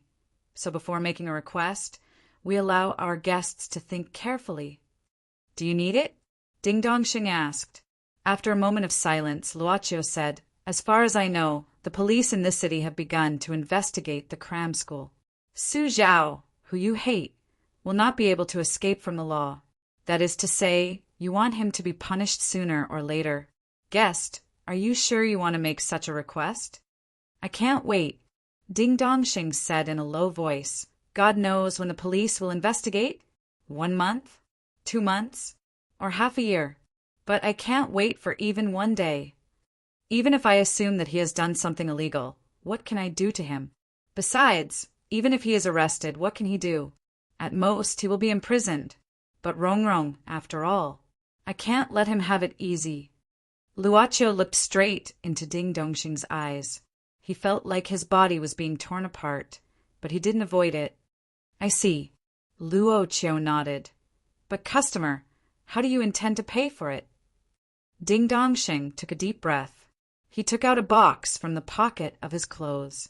The box was about the size of a palm. The moment the box was opened, a piece of bronze appeared in front of Luoqiu. Ding Dongxing said, I want to use this. This is an heirloom of my family. It is said to be a very valuable treasure. Is it enough? There were some words engraved on the bronze, which looked dim. Luoqiu hadn't received such a treasure for a long time. He stretched out his hand and brushed it across the bronze plate. He nodded and simply said, You can use this as payment. Tell me what you want. I want to know whether your request is more than the value of this bronze. Ding Dongxing said without hesitation, I want to see Su Zhao lose his reputation and suffer so much that he would rather die. Deal. In the rain, Ding Dongxing ran crazily on the street with a strange smile on his face, as if he was excited, as if he had seen what he wanted to see. He was in such a mess. Master, you don't seem to be interested? Yu Yi, who was tidying up the tea set, saw Luoqiu take off his mask and didn't smile. No, I was also interested in antiques at the beginning, Luoqiu said softly, but he shook his head quickly. That bronze is a bit interesting. But what is more interesting is that such a treasure has been used for such a purpose by the later generations. Luoqiu played with the clown mask in his hand. It reminds me of a piece of news I saw before. In order to please the girl he liked, a child from an ordinary family didn't hesitate to spend all of his grandmother's pension. In the end, he even ran off to rob. Miss Maid said softly, Master, do you want to say femme fatale? Luoqiu just smiled. He opened his palm, and the account book of the club's basement appeared in his hand. The account book was opened and flipped quickly in his hand. He was looking at some information, the information of the potential customers that Black Soul number 18 had chosen all along. It seems that our witch lady really likes to use hatred to drive the arrival of potential customers. After a few minutes, Luoqiu returned the account book. Black Soul number 18 is good at this. Yi nodded. For a long time, the number of customers who came through Black Soul 18 has always been in the top 3 of all the Black Soul envoys. Hatred is indeed a good thing to stimulate customers. I can see that. Luoqiu smiled. He had just met Black Soul number 18 a few days ago, and now she had found a new customer. Moreover, because the club was located in the same city, Ding Dongxing didn't even need to go through the form of a black card. Before Master wakes up tomorrow, Yu Yi will check all the information about Su Zhao. Miss Maid said directly, those were things that could be done with one's own ability, so there was no need for the master to do it through the altar. The new master's management style was a little different from the former boss. The previous boss was so busy that he could only get all the information from the altar. As for the new master, he had a lot of free time. No need. Luoqiu waved his hand. Let him do it. Luoqiu snapped his fingers. A figure slowly appeared on the ceiling of the club. It was Tei Yinzi. To be exact, it was Tei Yinzi who was hanging on the ceiling. He had been hanging here since the day Luoqiu came back from Russia. When the customer came, he was hidden by the boss. When the customer left, there was no need to hide. Luoqiu certainly didn't think this was Tei Yinzi's hobby. The black rope that tied Tei Yinzi was finally broken. The newbie Black Soul was released and immediately knelt on the ground gratefully. As an ancient person, it was normal to express gratitude in this way. Tae-Yinzi, the police have been investigating the cram school, but there seems to be no substantial progress.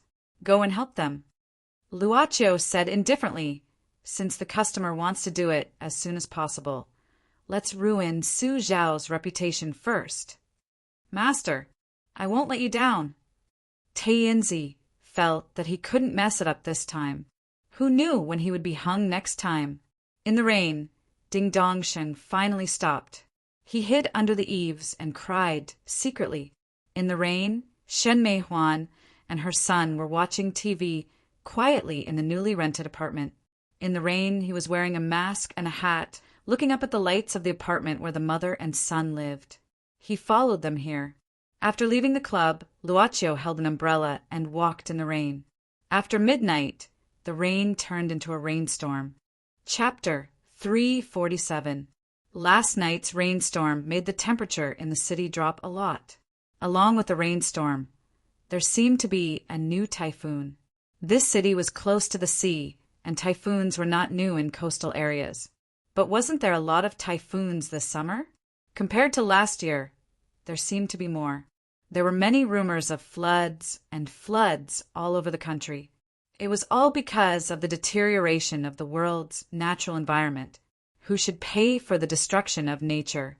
This kind of thing was naturally not the concern of ordinary citizens. They only cared about their livelihood. Because of last night's rainstorm, the sewers in many streets were blocked, so it was difficult to go out early in the morning. Therefore, they only needed to consider which route to change. However, it wasn't because of the traffic jam. Ma Hao's subordinates in the Criminal Investigation Department didn't leave the police station because of it. None of them were late for work since yesterday. They worked overtime. In one night, all the people in the department were dispatched to dig out all the background of Su Zhao. As for the reason, of course, it was because of some clues from sub-editor Rin. Su Zhao, according to his monthly tax income, belongs to the high-income group. His annual income should be about 1 million. A young police officer with a pair of red eyes was reporting in front of Ma Yi, but we understand that this person likes to drink, has fun, and is also fond of women. He goes to Liusi Paradise at least 5 times a month, as well as some other entertainment places. According to preliminary estimation, his monthly consumption is at least 100,000 yuan. In addition to the house he lives in now, he has 2 commercial houses, and the monthly loan is 46,800 yuan. Last month, he bought a new Mercedes-Benz with a total price of 800,000 yuan.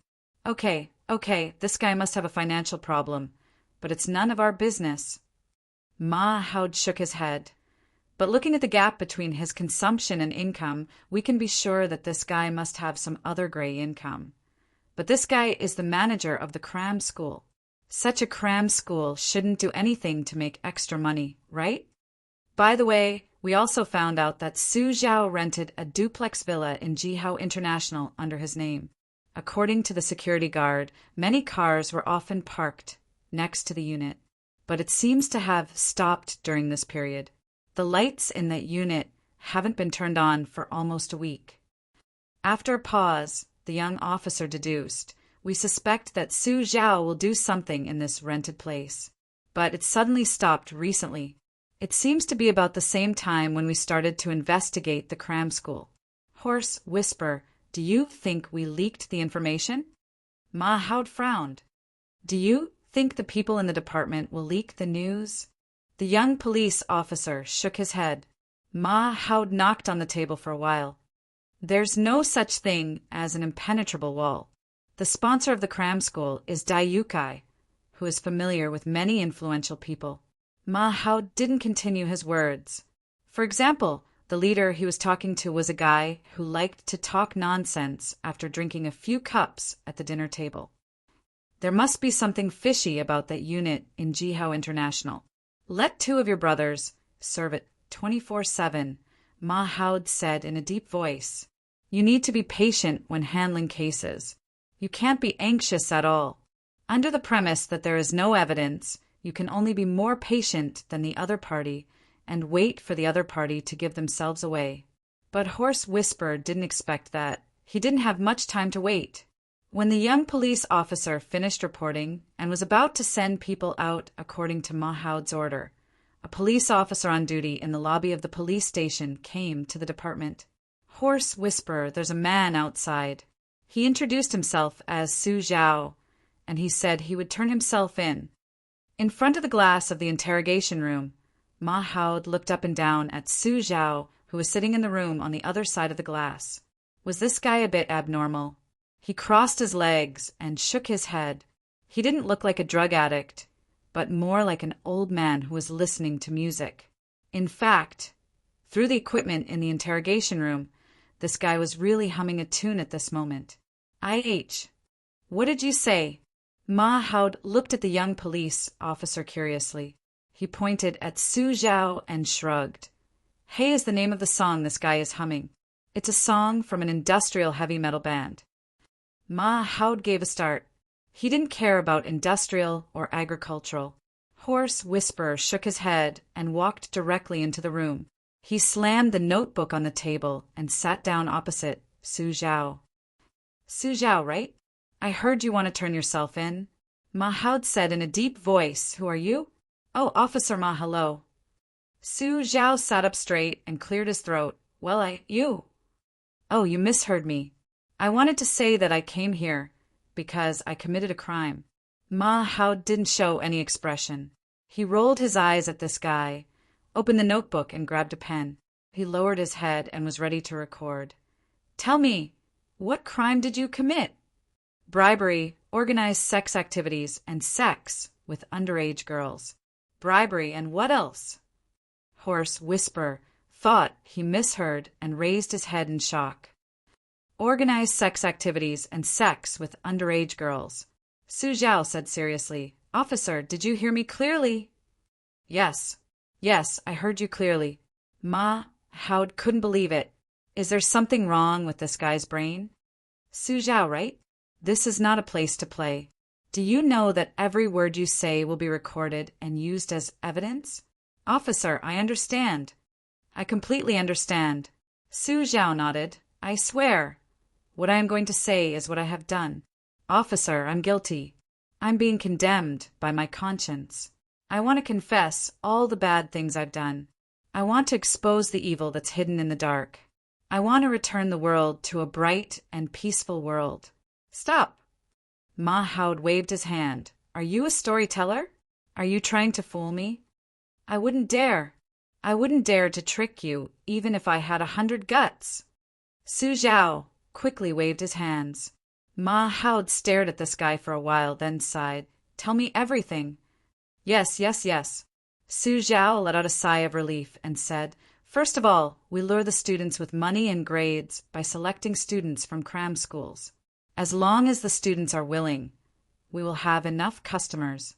Officer, you don't know, but students, especially female students, have always been in short supply. Listening to how Su Zhao coaxed the students to have sex, Mahoud felt it was incredible. What were the students nowadays? Wait a minute. You said that money and material things are important. But what about grades? Mahoud frowned. Su Zhao chuckled. Because some of our guests are the leaders of the schools in the city. It's easy to get some questions from them. They can earn money and have good grades to go back and deal with their parents. It's just a small sacrifice. Of course they're willing. Humph, you make it sound nice. Mahoud said angrily, Those students are not mature yet. You bastard. Officer, I know what you want to say. I am not a human, I am an animal. I am here to turn myself in, okay? Mahoud felt like he had punched a cotton ball and had no way to vent his anger. He had never seen such a cooperative guy in all his years of handling cases. Iran took a deep breath and calmed down. He said indifferently, You've said so much, but you're just saying it. What evidence do you have to prove that you did these things? Su Zhao quickly took out the key from his pocket and said, Officer, this is the key to my house. There is a laptop in the closet in my room. All the evidence you want is in there. Oh, right. The password is 273835. Mahoud grabbed the key without any doubt. After thinking for a while, he stood up and said, "Wait here, we'll go and check it out right away." Then Mahoud pushed the door open and left. This is 2F asterisk King, cooperative. Damn it. Half a day passed. When Mahoud entered the interrogation room again, his face darkened. He sat down in front of Su Zhao again. Su Zhao asked directly, "Mahoud, how is it? Have you checked it out?" Mahoud sneered, "Yes. It can't be more clear. You did find the laptop in your house and a lot of photos. So many victims. You are good. Taking photos while playing with young girls. Aren't you afraid of death?" "Hey, don't worry about the details." Su Zhao asked nervously, "Officer, will I lose my reputation this time?" "Lose your reputation?" Mahoud sneered. "That is a light punishment. Now the evidence is conclusive. There is no need to ask. The minimum sentence is 3 years, and the maximum sentence is death." Su Zhao took a long breath and said with a relaxed face, "Then I am relieved." Saying this, Su Zhao suddenly lowered his head and knocked it on the table, then stopped moving. Mahoud was stunned and quickly pulled him up, only to find that this guy just fell asleep. Chapter 348. Ran away. In a cafe near the police station, Ren Xiling looked at the private investigator in surprise. Mahoud said helplessly, "We went to Dai Yotsai's house on the same day, but he was gone. His wife and children didn't know where he went. They said he ran out in a hurry. We suspect that he heard the news in advance, so he ran away immediately." Ren Xiling frowned. Did Su Zhao confess?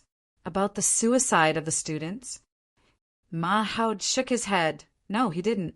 He just confessed the dirty things he did in the cram school. Then he fainted, and when he woke up, Mahoud nodded and said seriously, when he woke up, he seemed to have forgotten what he had done.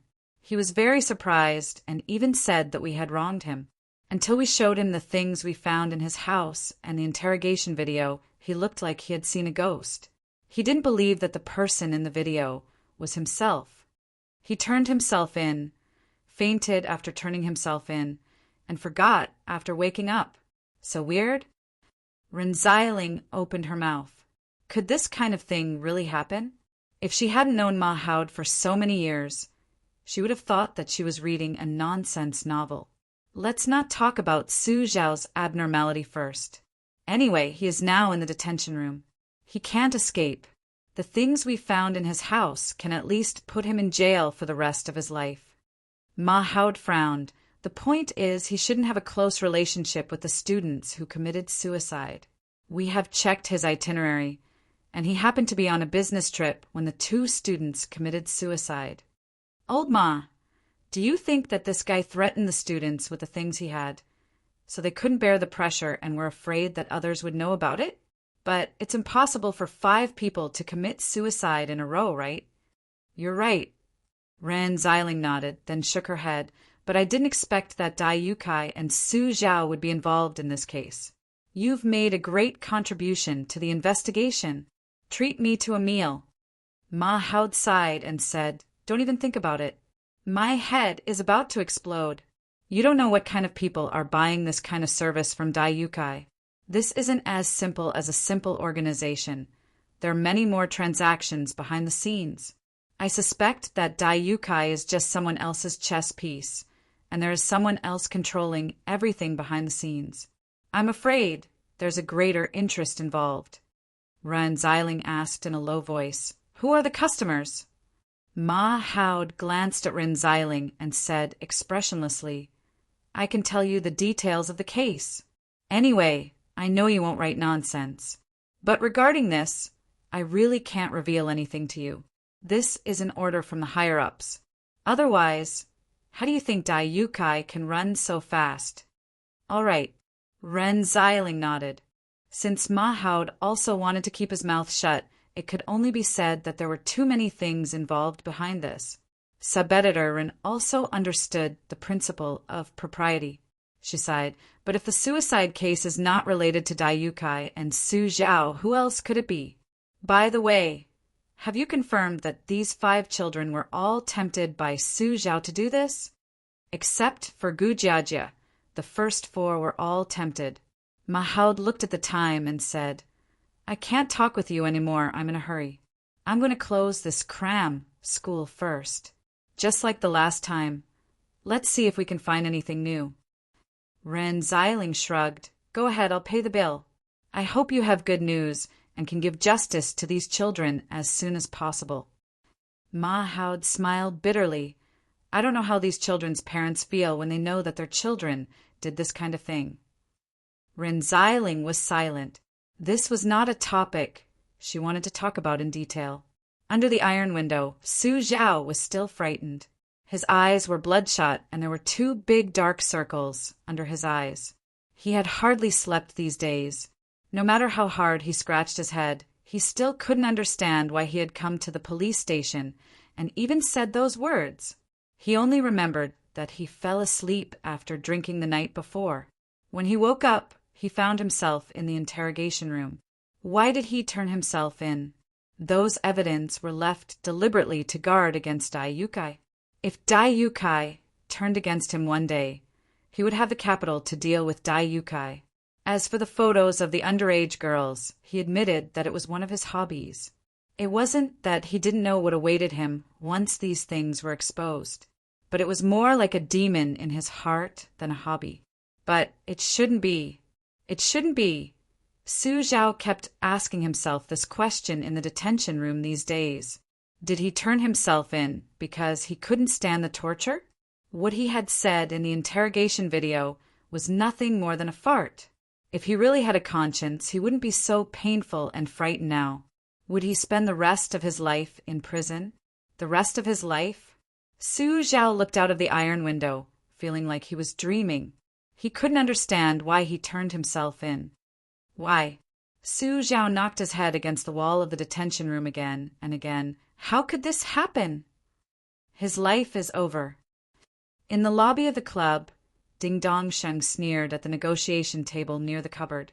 Then he withdrew his gaze. Don't you want to watch it? Boss Luo asked. No need. Ding Dong Sheng said indifferently. Next to him, on a light screen, everything about Su Zhao in the detention room was displayed. Hearing this, Luo Qiu simply waved his hand and the light curtain disappeared.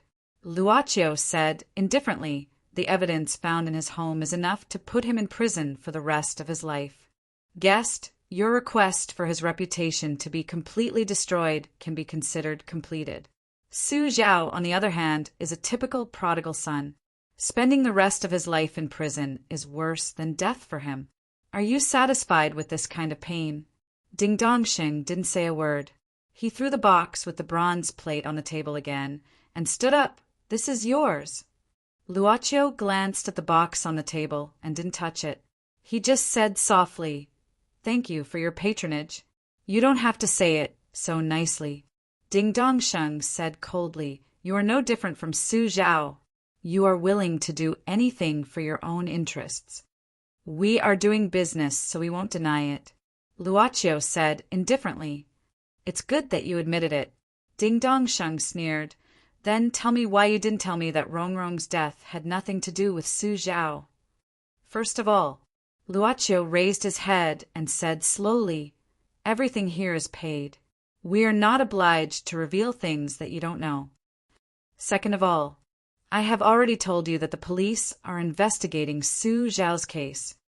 Luo paused and looked at Ding Dong Sheng's pale face. He shook his head and said softly, Finally, is it really that important to you whether Su Zhao is directly related to Qiao Rongrong's death? What did you say? Ding Dong Sheng suddenly became agitated. He put his hands on the table and stared at Luo. Didn't you laugh very happily? Just now. Luo said softly, Didn't you laugh very happily when you saw Su Zhao in pain? At this time, are you thinking about the memories you told me? Even one, Ding Dong Sheng stepped back and looked at the club boss with a trace of horror. He was slightly flustered. I don't know what you are talking about. He stepped back until he reached the door of the club. Then he pushed the door open and left without looking back. Miss Maid steadied the door, which swayed because it was pushed open. She looked at her master and whispered, "What a cheap and ugly soul!" When we go shopping, we don't always find the best ingredients, right? Chapter 349. Tae-in-zi stood quietly in the lobby of the club, watching his future owner and the boss of the club playing with the newly collected bronze piece. He wisely didn't make any sound. Luochio stopped after playing with it for about 10 minutes. Tae-in-zi, you did a good job this time. Although it's a bit rough, it's quite efficient. Tae-in-zi hurriedly became modest. This was the first time he received such a positive praise from the boss since he became Black Soul. He was very happy. He felt that there was almost no place for him to stay in this club. Even Chin Chiu, the bitch, seemed to have a higher status than him. The feeling of being recognized reminded Tae-in-zi of the days when he first entered the mountain gate more than 500 years ago and was praised by his master among many senior brothers and sisters. What the hell? Not counting the 500 years I was trapped here, I was a cultivator who had cultivated for more than 60 years. How could I have such vanity? Quickly praise me more. Master, after this period of time, I have deeply realized my own shortcomings. From now on, I will definitely work harder and do my best for the business of the shop. I will not let down the master's trust and expectations of me. Oh, okay. Luochio glanced at this old guy. How to say it? At the beginning, I didn't seem to have any expectations. I just wanted to study the transformation process of Black Soul and happened to have you as a suitable material. Well, I'm looking forward to your performance. Boss, Luo nodded. Tae-in-zi took a deep breath and deeply bowed to Miss Maid, saying respectfully, "Thank you, Miss Yi, for your guidance during this period of time. Tae-in-zi will keep it in mind." Yi was also a bit surprised. She slightly opened her mouth, but soon it turned into a smile and just nodded. "Master, I'll go out to find a suitable customer now. I'll definitely satisfy you next time. Go ahead." Luochio waved his hand. Tae-in-zi turned into a black wind and whirled out of the club's lobby. At this time, Chin Chi slowly opened her eyes, saying indifferently, "Born rebellious, it's hard for him to achieve great things." After saying that, this female cultivator, who only knew to meditate all day, closed her eyes again. Luochio heard her words, but didn't care much. Whether Tae-in-zi was rebellious or not, it didn't matter to the club. Whether he rebelled or not, he was here under Luochio's eyes. "You don't need to cook for me tonight." Luochio handed the bronze piece to Yi and asked her to put it in the basement first. Then he said, "I have to entertain the guests tonight." Of course, it didn't refer to the guests in the club. And of the guests, Rin Xiling said that she would invite Lizzie to have a home-cooked meal. This meal was invited by Ren Xiling to thank Lizzie for her help this time. At the dinner table, Ren Xiling raised the red wine glass to uncover the dirty things behind this cram school and eradicate a cancer in the society. Cheers! Luochio hadn't seen this woman smile for a long time. In his impression, it seemed to have been several years. At that time, she would always be this happy whenever her father caught a criminal or cracked down on some evil. Yes, indeed. Lizzie nodded frequently. Her mouth was stuffed with the freshly fried fillet of lonely fish, but her words were not vague at all. But it's a pity that we didn't find out the case of the student falling off the building. Ren Xiling also felt pity. Yes, the cram school probably won't reopen. I think the mysterious teacher will still hide. Officer Ma is still investigating, isn't he? If someone really did something bad, he won't be able to escape. Lizzie comforted. You're right. Ren Xiling adjusted her mood. Let's be happy today. Let's not talk about this. Let's talk about a happy thing. Boy, do you remember Louis Yin? The girl from Louis Village? Luochio gaped. Yes, Ren Xiling smiled. Today, the girl sent me an email saying that she will come to our school next week. Really? Luocho nodded, smiling. That's good. Yes, I hope she can start a new life. Ren Xiling shook the red wine glass in her hand. Her school happens to be your school. I promise to give her a good welcome when she comes. By the way, she's your junior sister. I think you won't refuse to be her guide, right? Luocho. Boss Luo had already dropped out of school. He just didn't say it out. Of course, he didn't want to expose the fact that he dropped out. Luocho nodded, agreeing casually. He thought that the girl wouldn't say anything. Why did you agree so quickly? Ren Xiling gave a start. I thought you would think it troublesome and refuse directly, so I prepared a lot of words to say. Well, I refuse. F*CK. Do you want to die? Can't you give me some face? There are guests here. Don't you want to be alone? Let's eat. Luocho didn't want to talk to her, putting some food on Ren Xiling's plate. Thank you. Ren Xiling raised her eyebrows, showing a complacent look.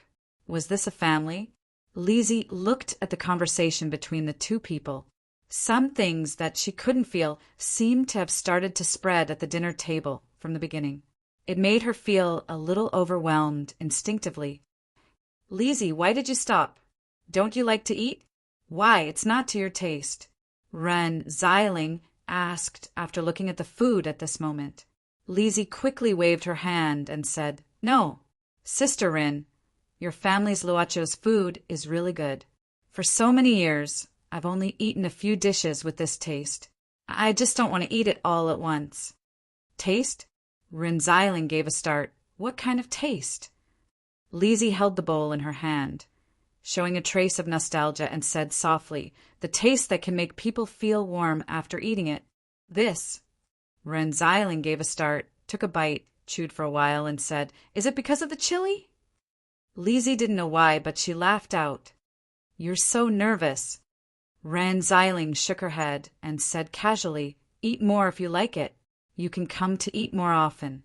Anyway, you're alone in this city and have no relatives. You don't have to be polite. Just treat me as your home. Lizzie nodded her head gently, but she knew that she wouldn't come often. Where is Lizzie's hometown? Luocho suddenly asked at this time. Lizzie thought for a while and said softly, It's a very cold place where it often snows. Ren Xiling was stunned. Lizzie, I remember your resume says that you were born in Hainan, right? That's just the census register. Lizzie shook her head and blinked. But it's not the place where I grew up. If there's a chance, I'll tell you. Where is it? So mysterious? Lizzie said softly, Isn't it good to be mysterious?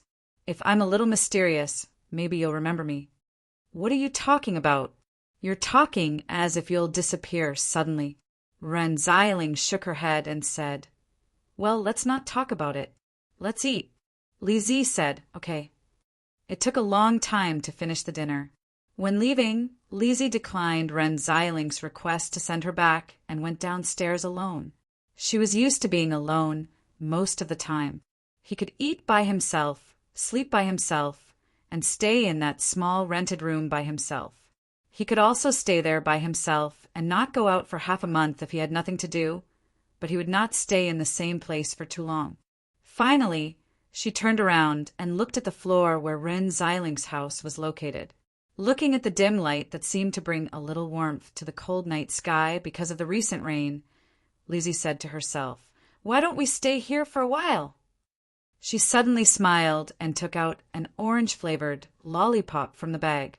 She put it in her mouth and opened her hands, walking alone on the white line of the street. She hummed a little tune that no one knew the origin of. She suddenly jumped a few steps on one foot, like a child playing a jumping game. She thought that not many people would remember her. She was alone. Chapter 350. Ren Xiling was humming a song while washing the dishes. It was the song, Give the World to You, that Luocho had heard before. It had been a few months, but Ren Xiling was still worried about her classmate and good friend in college. Still no news. Luocho asked suddenly when he opened the fridge to get a bottle of mineral water. News. Ren Xiling gave a start. She stopped and looked at Luocho with doubt. Luocho said softly, I'm talking about 2J. Isn't that the song that made her famous? No. Ren Xiling shook her head and sighed. Boss, I'm just humming a song. Why do you think so much? What's wrong with your brain? Water, protein, fat, basically the same as yours. Ren Xiling rolled her eyes. You know I'm not talking about this. Oh, you're so careful. Why don't you think about it again? Did we miss something in this cram school? Like old Ma said, a bystander's view may reveal something. She grabbed Luocho's arm with such an earnest look, even ignoring the fact that she was washing the dishes and her gloves were stained with foam. Boss Luo slapped her hand away with a disgusted look. He washed his hands at the faucet and then walked to the living room with the cup. Ren Xiling chased after him from the kitchen, saying with an aggrieved look, Can you not be so disgusted? That rumor. Luocho sat down and turned on the TV to watch the news. Say it again. Ren Xiling took off her gloves and sat down. She thought, if there is such a teacher, as long as you can find one, no matter how bad your grades are, you can improve. And if your grades are good, you can go to the next level. What's the reaction of the students? I feel like he's doubtful. Although some students know about this rumor, the cram school students don't seem to be interested in it. Of course, we know about it now because some students have better ways to improve their grades. I'm talking about the cram school's secret trading of test papers. Ren Xiling shook her head and muttered, If there's a teacher who has this kind of ability, shouldn't he be famous long ago? Even if he didn't want to show off, he must have taught a lot of students with good grades, right? No matter how low-key these things are, they can still spread, right? Then why are there still such rumors? Luocho continued to ask. Ren Xiling was stunned. She frowned and said, That's right. Generally, this kind of rumor is just a rumor. Normally, he would just laugh it off and not talk about it anymore, right? But it's strange. This rumor seems to have been around for a long time. It's as if someone is making it popular. Why do you want to make it hot? Why? Of course, it's to draw attention to it. Ren Xiling suddenly thought of something. She said, The main character of the rumor is the mysterious teacher. No one knows who this teacher is. Say, if something were to happen, for example, if the police were to investigate, it would be easy for them to investigate the teacher's identity. Did someone deliberately lead us to investigate the teacher's matter? What's the motive? Trying to reduce the possibility of being investigated. Ren Xiling suddenly looked at Luocho and said, It's said that the teacher can improve students' grades, so he must be very experienced in teaching. Even if he doesn't have such experience, he must be someone like Su Zhao who can get the test papers. Our investigation is also in the same direction. But this teacher may be someone who doesn't know how to teach. Luocho didn't say anything. He just listened to Ren Xiling quietly. He may know nothing about teaching, but he has access to all the students' information. Sure enough, he is one of the employees of the cram school. Ren Xiling recalled all the details. There are many offices in the cram school. Except for the employees, no one else has the key to the office. The police also checked all the surveillance routes when they copied the cram school. No one has quietly entered other offices. As Ren Xiling thought about it, she reached out her hand as if she was going to pick up the teacup. However, her teacup was not beside her, but she still touched it subconsciously. Boss Luo gently moved the teacup to her hand with a little affection. Sub-editor Rin didn't notice that she successfully picked up the teacup. After taking a sip, she held the teacup and meditated. Although Su Zhao has never admitted that he has anything to do with the student's death, Dai Yudai and Dai Yudai did it. However, he and Dai Yukai did such a thing. The police have reason to believe that the two of them used the evidence they had on the student to blackmail her. In the end, it led to the student's fear and immaturity, so she chose to commit suicide. Luocho, do you think this rumor is deliberately made up by the real criminal in order to escape? Ren Xiling raised her head abruptly. Let's assume that this person knew about the collusion between Su Zhao and Dai Yukai, so he created this rumor in advance. His purpose was to escape from the situation as a last resort, so that no one would suspect his existence. After all, the cram school incident has been investigated. This kind of scandal involves so many people, and even some officials. Luaccio said indifferently, "Is there such a person who is not familiar with teaching and is not even a teacher and can clearly grasp the student's information?" There is such a person who can get the student's qualifications openly and even not be suspected. And I've seen her. Ron Zeiling took a deep breath. The receptionist at the front desk. All the students' information is written by her. She is probably the person who knows the students' information better than anyone else. Now thinking about it, she even knows the time when Su Zhao and Dai Yukai appear. She is also in charge of serving tea. If she heard something, occasionally, F***CK, this receptionist is getting more and more suspicious. Boy, you have helped me a lot this time. Subeditor Rin was so excited that she suddenly held Boss Luo's face, intending to kiss him on the cheek. She didn't expect that when she kissed him it was cold. Boss Luo used the mineral water bottle to block the woman's invasion. What the F***CK? I'm just rewarding you and you're complaining? Ren Zeiling was stunned. Luaccio said indifferently, "Forget about this kind of reward. If you really want to thank me, please continue to wash the dishes. Don't forget about it and leave it until tomorrow morning." I will wash the dishes. That's what my darling reminded me of last night. In a cafe near the police station. This was a cafe that had been open for more than 10 years. It was also the place where Rin Zeiling met the people in the police station from the beginning. Luaccio had more memories when his father was still alive. Ma Haud was silent for a while, and then said slowly, "In fact, about this receptionist, we have included her in the investigation at the beginning. As Luaccio said, she was on the tracking list of people who had access to the students' information." He then shook his head and said, "It's just that before the investigation started, Su Zhao suddenly turned himself in like a lunatic. But this hypothesis is quite likely. Except for the fact that there is no way to determine her motive, the suspicion is, okay, I'll ask someone to investigate this receptionist as soon as possible." At this moment, Mahaud's phone rang. After receiving the call, he hurried to pay the bill, saying that the leader wanted to see him. "Let me introduce you. This is Wang Yuechuan from the province." Old Lu, the leader of the police station, introduced a young man in a suit to Ma Haud. He was about 27 or 28 years old. Ma Haud had seen a lot of people. It was easy for him to see a trace of arrogance from this young man. However, a person who could work in the provincial police station at such a young age probably had enough capital to be proud. "This is Ma Haud, the most experienced person in our station. Thanks to him, this place is so quiet," Old Lu said with a smile. "Really?" Wang Yuechuan said indifferently. "But I heard that several students committed suicide here in a row. The cram school had to ask the provincial bureau for help. Earlier, there were several cases of murder.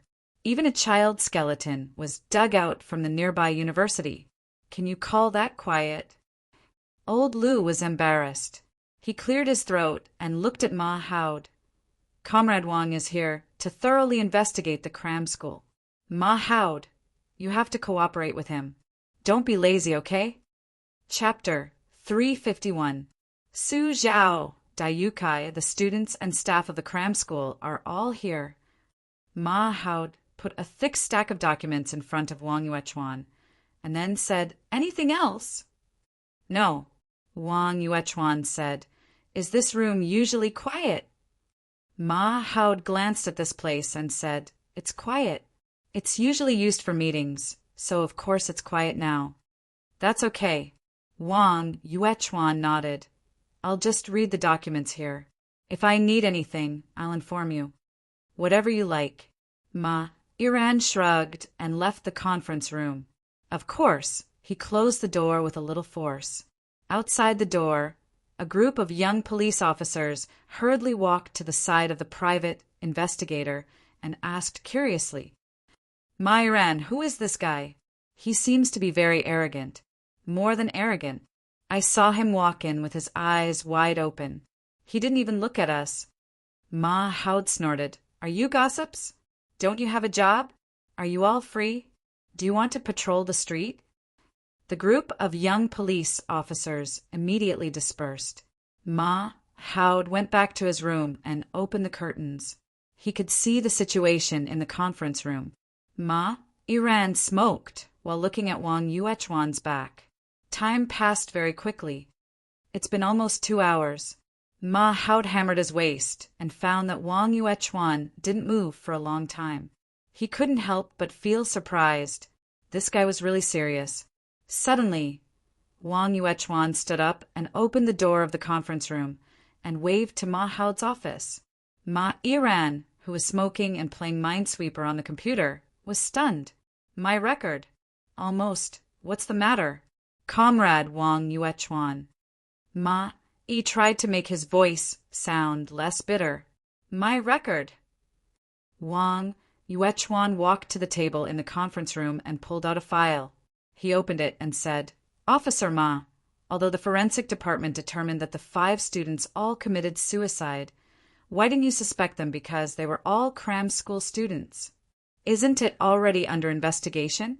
Ma Howd said calmly. Wang Yuechuan glanced at it indifferently, nodded, and then said, the person who can get the students' information, the person who spread the rumor. This stalker list is circled by you, right?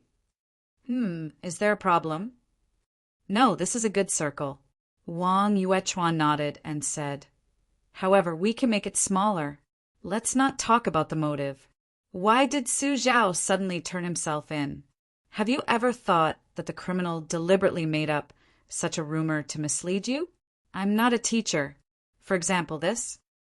Wang Yuechuan turned to a page in the file on which there was a photo of a person, the receptionist of the cram school, Zhao Ru. Isn't this the same as little Luo Chio's inference? Ma Howd was surprised and said subconsciously. This kind of meaningless behavior made him shut up very quickly, but Wang Yuechuan had heard him. He frowned slightly. Who is little Luo Chio? Is he from the bureau? No, he is one of my nephews.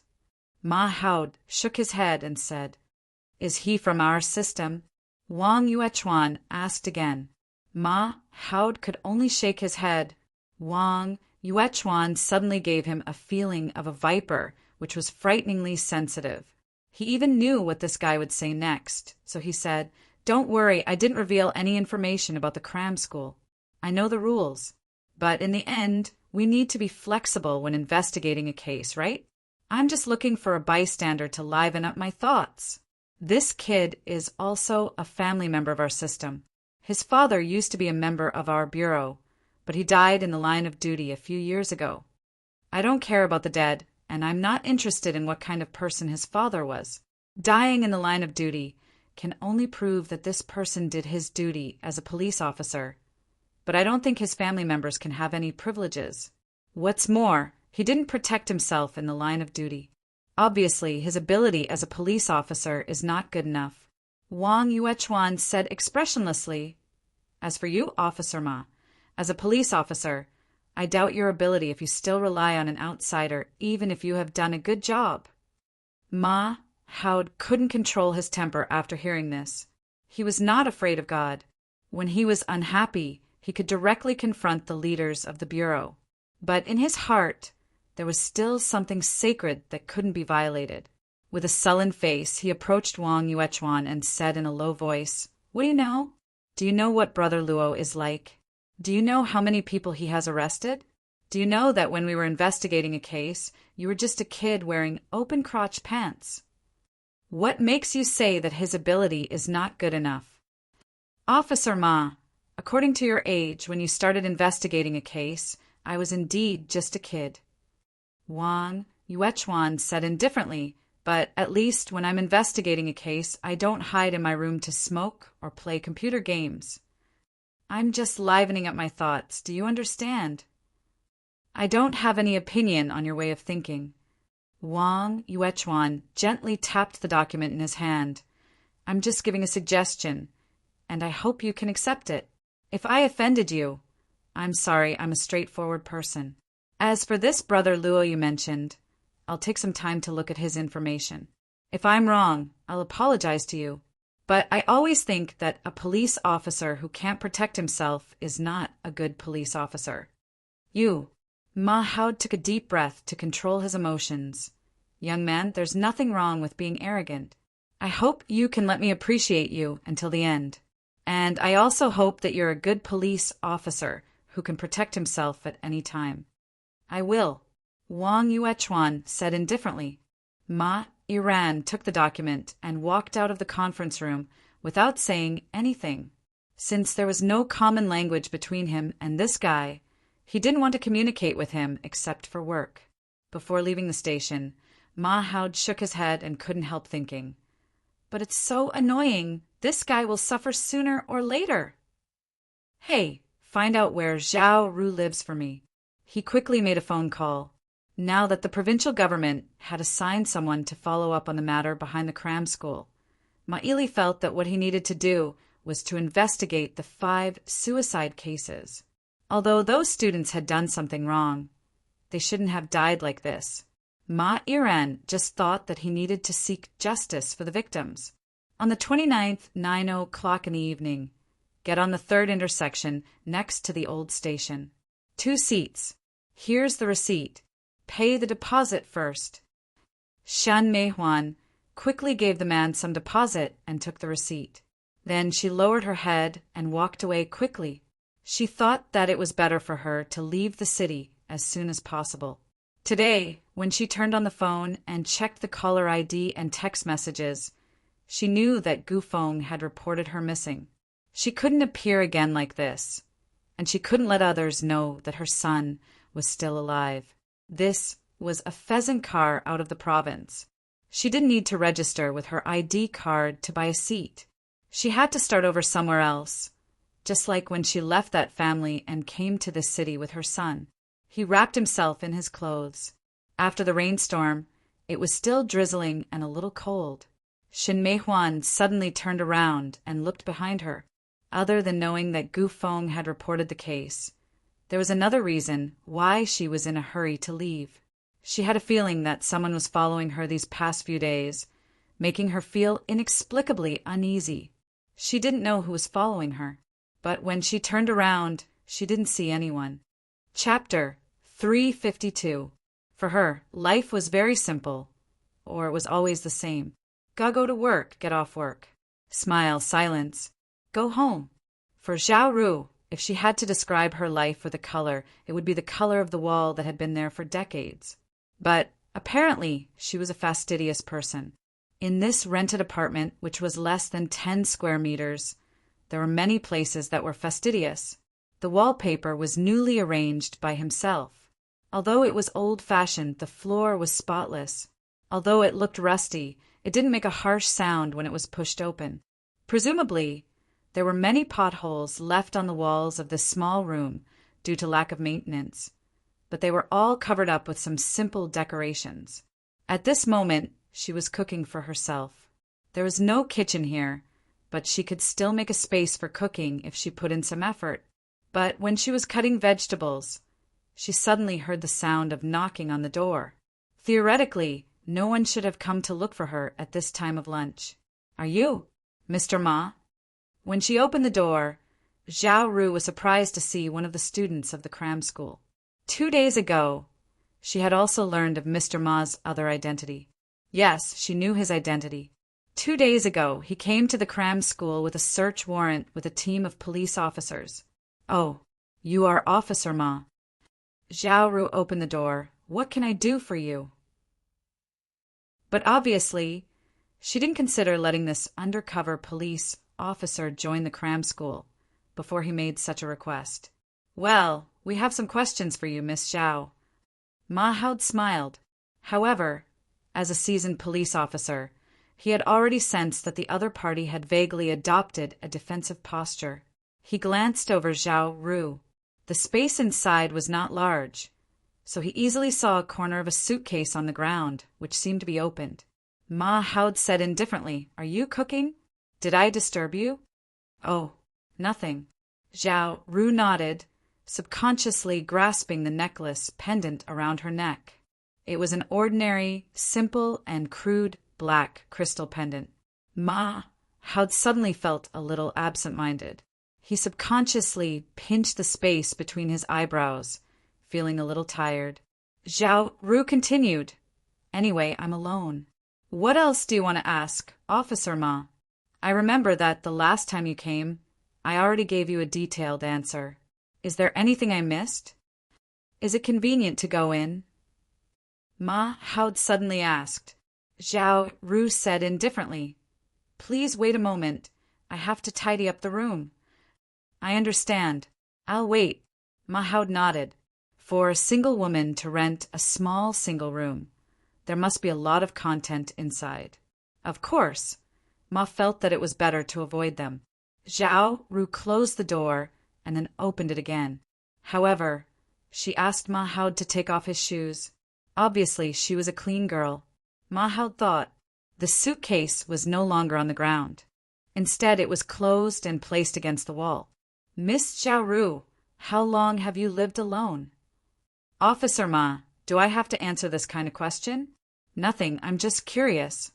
Ma Hao shrugged and said, "Well, Miss Zhao, the police are looking for Dai Yukai.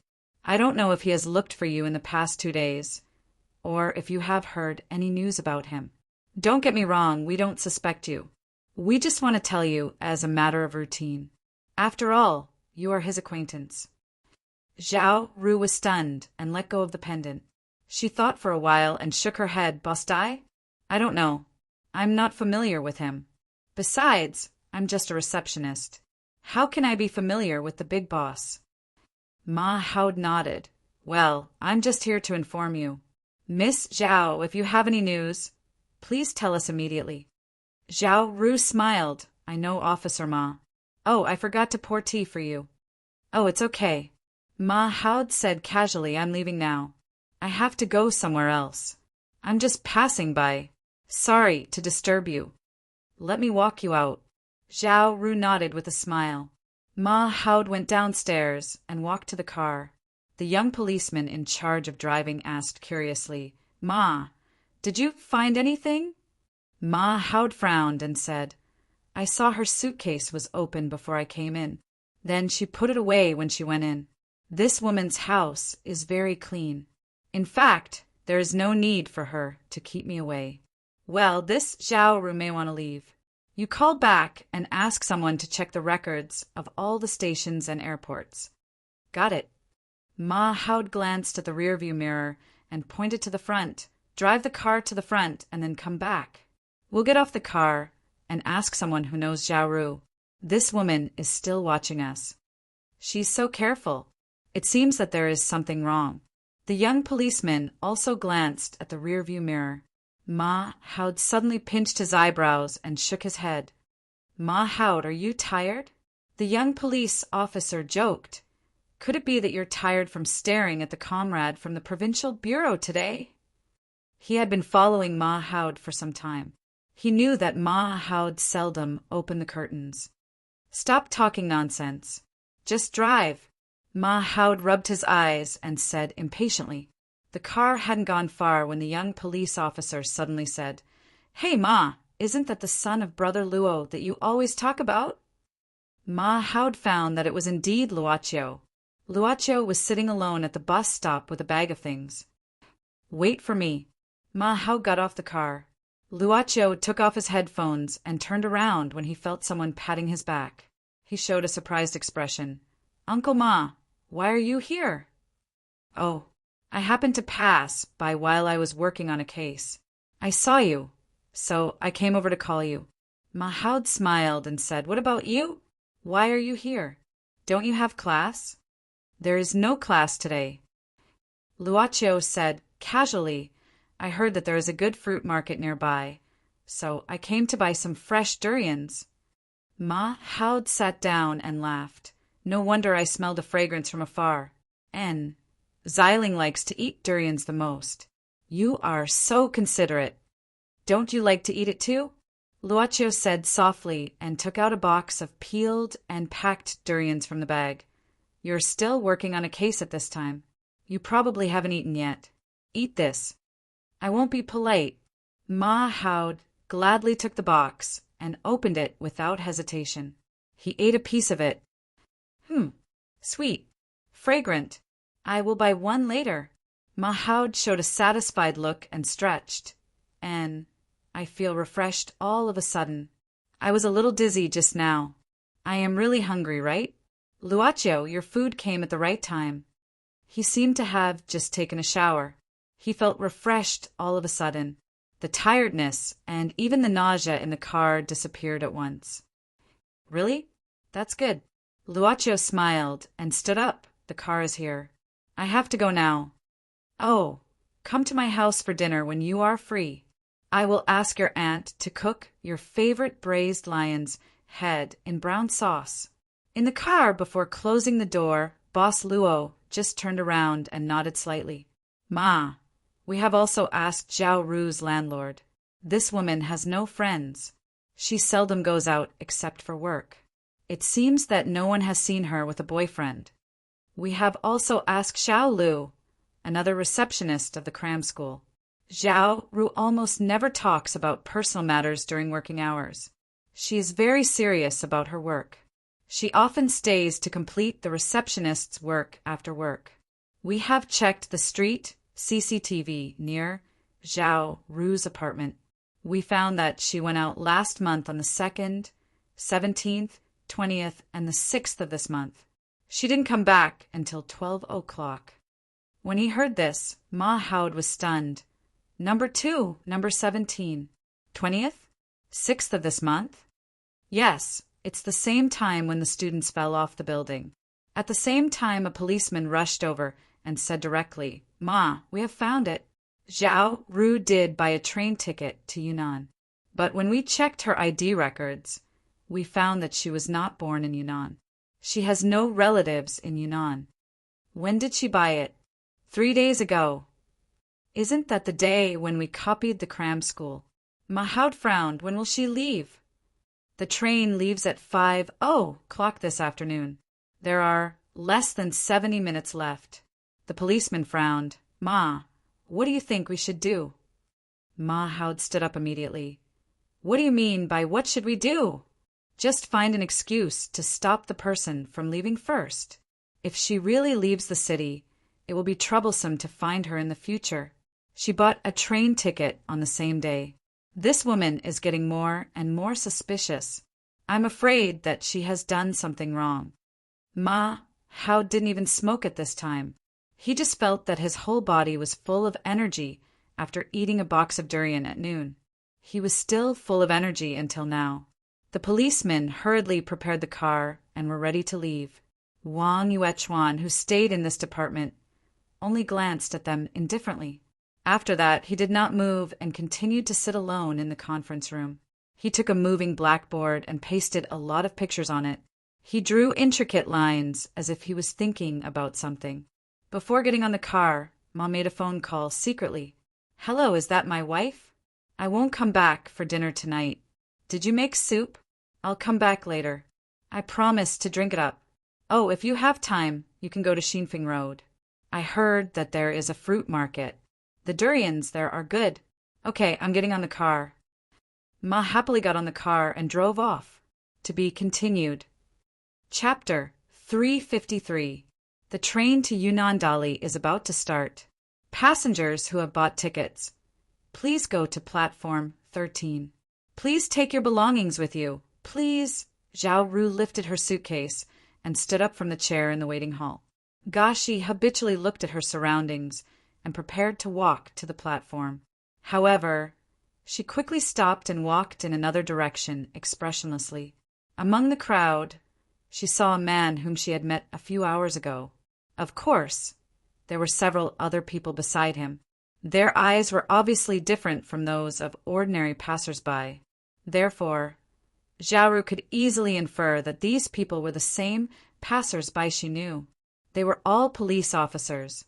Zhao Ru walked towards the washroom in the opposite direction expressionlessly. She walked at a leisurely pace. The more abnormal she was, the more she would attract the attention of these falcon-like guys. Zhao Ru walked into the washroom and came out after a while. Looking at the back of those people, Zhao Ru smiled. She glanced at the train ticket in her hand and threw it into the trash can. Apparently, she didn't want to get on the train. But when she turned around, the police officer with a round belly was right in front of her. "Miss Zhao Ru, where are you going? Why didn't you mention it at noon?" "Officer Ma, do you police officers even care about private activities?" Zhao Ru said indifferently. But when she looked back slightly, she realized that someone was already approaching her from behind. She still said calmly, "Officer Ma, may I know why you're here to look for me?" "It's nothing. It's just that there are some things that we would like to consult you about.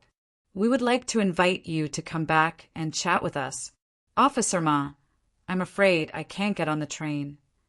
Zhao Ru shook her head and said, "Besides, I know that even police officers can't take people away casually." Ma Hao shrugged his shoulders. He had a lot of experience dealing with this kind of wording, and the other party couldn't do anything to him. He took a sip of the Coke he bought on the way and said indifferently, "We suspect that you have hidden dangerous things in your suitcase. Can you let us check it?" "Officer, you have no evidence." "How can you say that?" Zhao Ru frowned. Ma Hao said indifferently, "That's why I said I was suspicious. Why don't you just let us check it out? Don't worry, we still have female comrades. You don't mind if a female comrade comes to search, right? Miss Zhao, please cooperate with us." A woman in casual clothes approached. She held an identification card in her hand and showed her identity. "This is the ladies' room. I think it should be very convenient." Zhao Ru glanced at the people around her. Except for Ma Hao and the woman in plain clothes, there were several other people around. She nodded and smiled. "All right then, but it's best to be quick." When Zhao Ru turned around and walked towards the women's washroom, the woman in plain clothes followed her. However, Zhao Ru suddenly turned around with a spray in her hand. She sprayed the policewoman's face with the spray and pushed her towards Ma Hao. Then she tried to escape in a hurry. Unexpectedly, she had only taken a few steps when she suddenly staggered and fell to the ground. It turned out that her heel was hit by something, a cola can. Seeing Zhao Ru on the ground, several people hurried forward and held her down. Ma Hao walked over with a policewoman whose eyelids were injured. "I'm good at throwing cans, right? I learned it from a good friend of mine." "Miss Zhao Ru, you attacked a police officer for no reason. Please come back with us and tell us the truth." Zhao Ru struggled for a while and found that she couldn't get rid of them. She narrowed her eyes and didn't speak. She didn't speak on the way. Her hands were held by the two policemen. It was unusually quiet all the way out of the railway station. The passengers here came and left in a hurry. Soon people forgot that there was a police arrest here. This kind of thing was very common in the railway station. People were used to it. Who would want to take a look at it? But in the crowd, two figures stopped just like that. It was a man and a woman. They were not travelers, but people with long lives. The woman squatted down slowly and picked up a small necklace on the ground. She glanced at it and handed it to the man. This was the necklace that Zhao Ru pulled off when she was caught by the policeman. She said, "Master, it should be the pendant on the necklace that made Mr. Ma abnormal." "Well, it's a bit familiar. Have I seen it before?" "Master, do you remember the black diamond in Luang's house? Although the energy in this pendant is much weaker, it should be from the same source." "Luang, Lu Zixing." He nodded. Of course, it was because he thought of the mansion and the story of the 3 generations. Luachio put the pendant back in the servant girl's hand. Before leaving, he said, "This is interesting. I should ask Zhao Ru how she got the pendant." In front of the mirror in the interrogation room, Mahout had been looking at Zhao Ru for a long time, and so did the policemen around him. Normally, prisoners would be uneasy. No matter how hard they tried to hide it, their uneasiness and anxiety could still be detected from some of their subtle movements. But obviously this woman didn't. From the beginning. She just sat there with her eyes closed, motionless like a wax figure. But it made the people who were looking at her uncomfortable. I'll meet this woman. Mahoud took a deep breath, pushing the door and walking into the room on the other side of the mirror. Miss Xiaoru, do you know what we found in your suitcase? Mahoud asked directly, but Xiaoru didn't open her eyes. Her eyelids didn't even move, as if she didn't hear it. Mahoud raised his voice. We found a lot of photos on your laptop. Do you know what I mean? Xiaoru still didn't respond.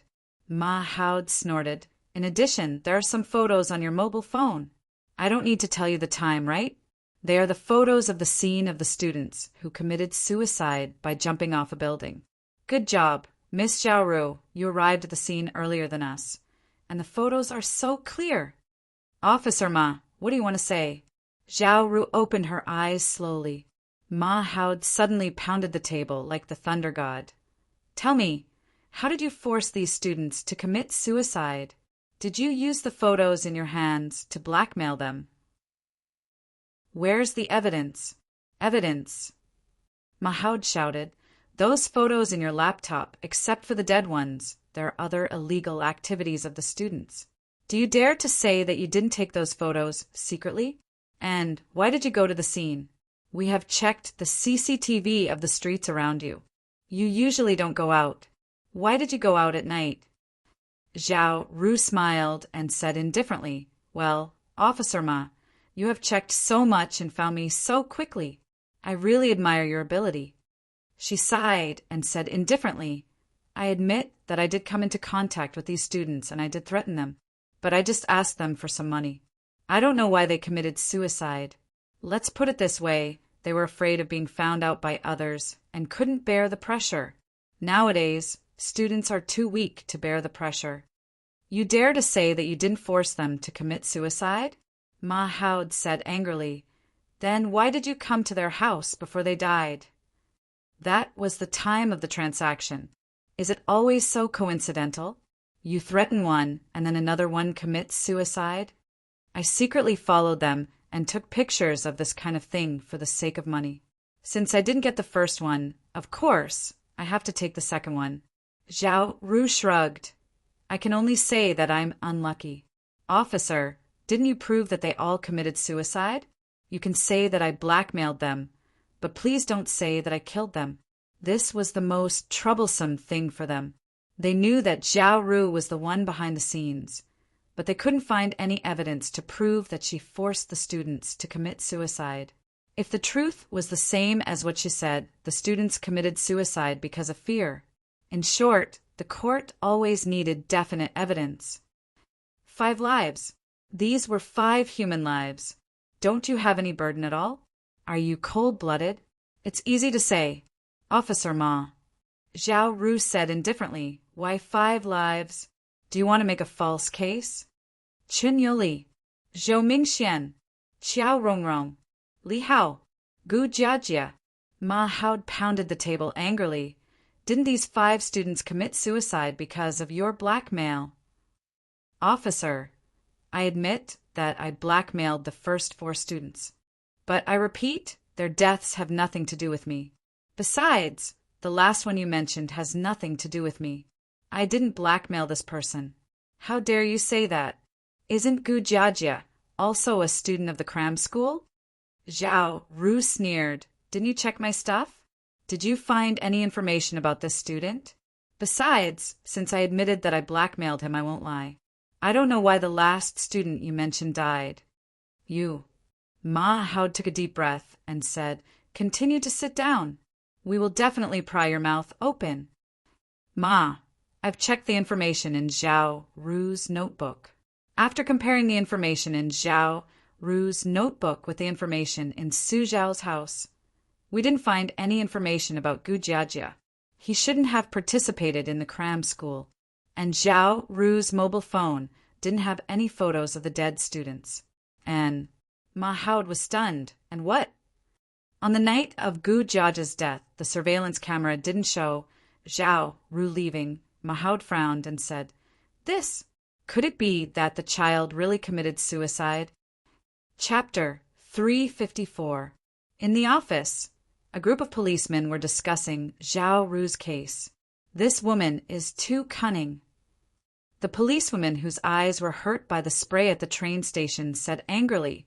She knew that she couldn't escape, so she confessed directly. She knew that the sentence for blackmail was not heavy, so she avoided the serious ones. Yes, the main victims are all dead. We can't find any evidence of Zhao Ru talking with them. She can say whatever she wants. If she asks us to defend her, she will definitely hold on to this point. Another police officer punched his own palm and said bitterly, "This is the most annoying situation." Ma Howard rubbed his forehead and thought for a while. She must have contacted these students in private. No matter if it was through letters, short messages, or emails, it's impossible for there to be no trace. Send 2 of you to the telecommunication company and ask them to check all the communication records of the victims and Zhao Ru in the past 2 months. Thinking about it, Mayu quickly said, "In addition, let the brothers go to the homes of the deceased's family members to take a look. Check if the deceased left anything useful behind. Since it's blackmail, I don't believe that there is nothing left." Ma Howard clapped his hands and said loudly, Well, let's go to work. This battle is not easy. Everyone work hard. After the case is solved, I'll treat you all to a big meal." After that, Myran looked at the young policeman beside him. "You go to Gufeng's house with me. I want to have a look there." Okay. It seemed that the space of the detention room was not much smaller than that of the rented room. It could even be said that without the furniture, there was more room to move around. But Zhao Ru didn't move since she was locked up. She sat on the simple bed very quietly. Next to it was a place for relieving oneself. It was a so-called toilet that was simply built with a cement wall. Well, it didn't taste good. Maybe that was the most unbearable part. Zhao Ru touched her collar subconsciously. However, her movements quickly stopped. From the interrogation room to the detention room, she had always appeared calm, but at this moment she revealed a little. It was as if his habit had been cut off all of a sudden. The physical and mental reaction of not being able to adapt immediately was like a person who had just started to quit smoking. His body showed signs of withdrawal, and he seemed a little restless.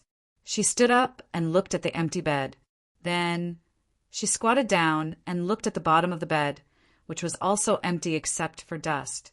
Zhao Ru stood up abruptly and walked 2 steps forward. She grasped the iron bars in front of her and looked at the road. "It's gone. How did it disappear?" Zhao Ru still grasped her collar tightly, trying to recall everything, every detail.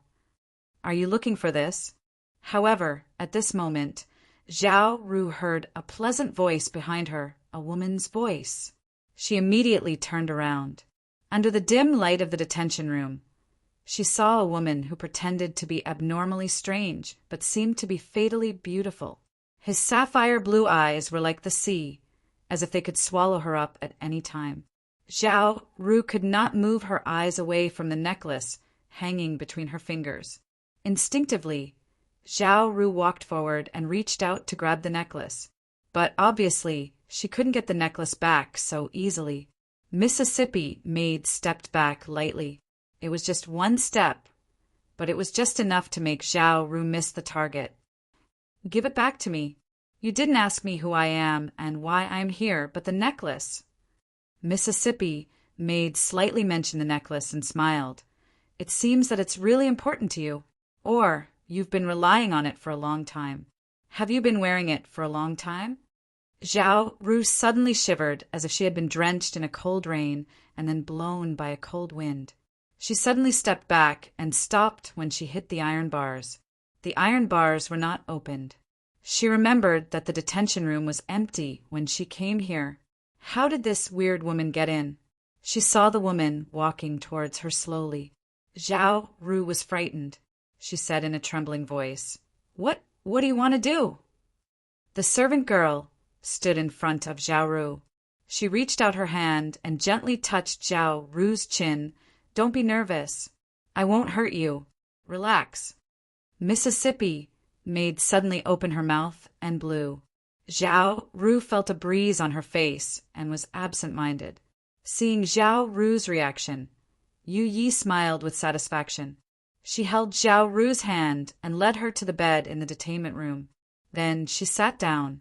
Yu Yi pressed her palm on the back of Zhao Ru's hand and whispered, "Can you tell me where you got this necklace?" "I bought it in a jewelry store in Inchuan Building." "How long has it been?" 3 months ago. Have you been wearing it?" Yes. You put the pendant in her palm and looked at it for a while.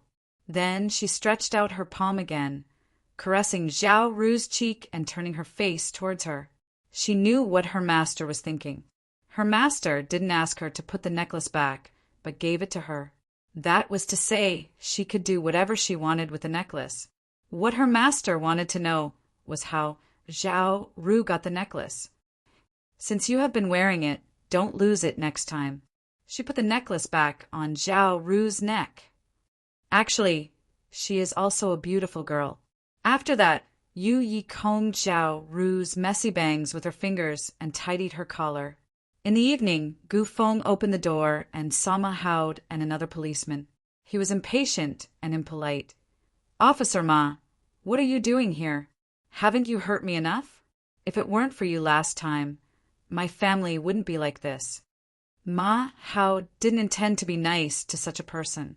He said indifferently, "Even without me, do you think you can keep the fact that you have a mistress outside and have a child with her?" "What else?" Gu Feng leaned against the door and lit a cigarette. "Is there any news about my wife? What are you policemen doing? It's been several days and there is no news at all." "Don't worry. Since the case has been reported, we will do our job." Ma Haud said indifferently, "We have traced your wife's bank account and found some places. If she is safe, we will find her soon." "Is that so?" "That's good." Gu Feng casually replied, "What else is there?" Ma Haud didn't want to waste his saliva on such a person. He pushed him away and walked into the house. "Wait, I didn't say you could come in." Gu Feng frowned. Unexpectedly, the young police officer who came with him reached out and gently pressed on his chest. "This is a search warrant. There's nothing wrong with your heart rejecting it, but your body better behave, okay? You." Gu Feng stopped helplessly, but he was angry because of this. He said discontentedly, "Don't dirty my place. Haven't you seen it before? What else is there to see?" Ma Haud ignored him. He walked into Gu Jiajia's room and began to check it carefully. But the room was not big and there seemed to be no useful information. Ma Haud just read Gu Jiajia's books out of boredom. Gu Feng leaned against the door of the room and looked impatiently. Ma Haud put down the book and asked, "Has this room been left untouched?" Gu Feng said no. "My wife hasn't. Since then, she hasn't touched anything in this room." Ma Haud nodded. He was about to leave, helplessly. But at this moment, he seemed to step on something. Ma Haud squatted down directly. The carpet in the room was right next to the window. It was just a small bump, but it could make his feet react. Of course, if he didn't pay attention to it, he wouldn't notice it at once.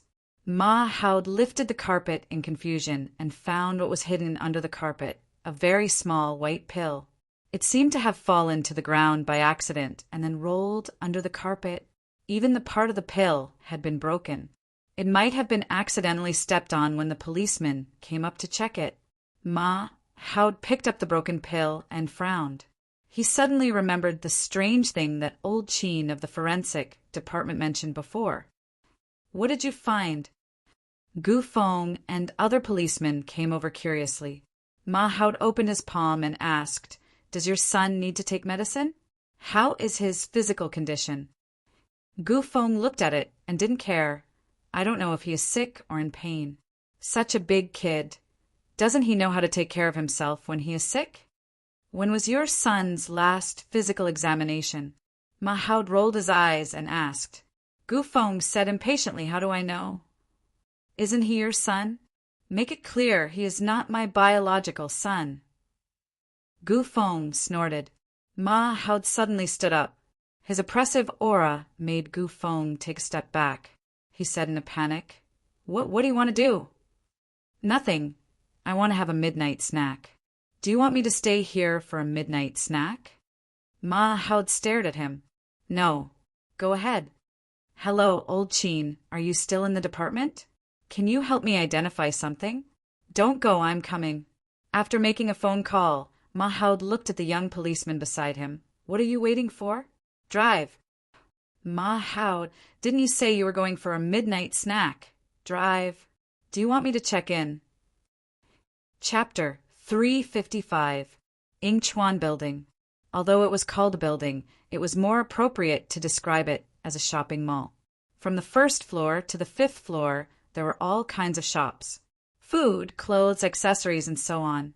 Of course, this was a very ordinary place which attracted young people. But it didn't mean that the business here was very important. There were too many shops of the same type, and the shop owners might not be able to do one business in a day. Therefore, when customers walked in, the bosses who operated independently would definitely be very happy to entertain them.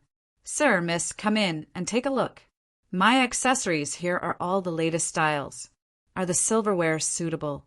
They are all 925 pure silver. Or crystal is also fine. Powder crystal. Powder crystal can bring good luck. Buy one for your girlfriend. Look at her empty hands, such a beautiful girlfriend." It was as if his mouth was hit by a machine gun, which made the club owner, who was also a salesman, feel ashamed. That's right, the young man and woman here were the club owner and the maid duo. "Madam, have you seen such a necklace?" Yu Yi took out her phone, showing a picture. A black crystal pendant necklace. "This looks familiar." The saleswoman was stunned. "But it's very common." "Well, are you looking for the same one? Why don't you take a look at these? They look similar. If you like, our shop is having a promotion now. We will give it to you as soon as you reach 100. The saleswoman suddenly stopped talking because Miss Maid reached out and tapped her on the forehead. On the other side, Boss Luo was looking at the shop's accessories, but at the same time he was also listening to the maid's question. "Think about it. Can you remember this necklace?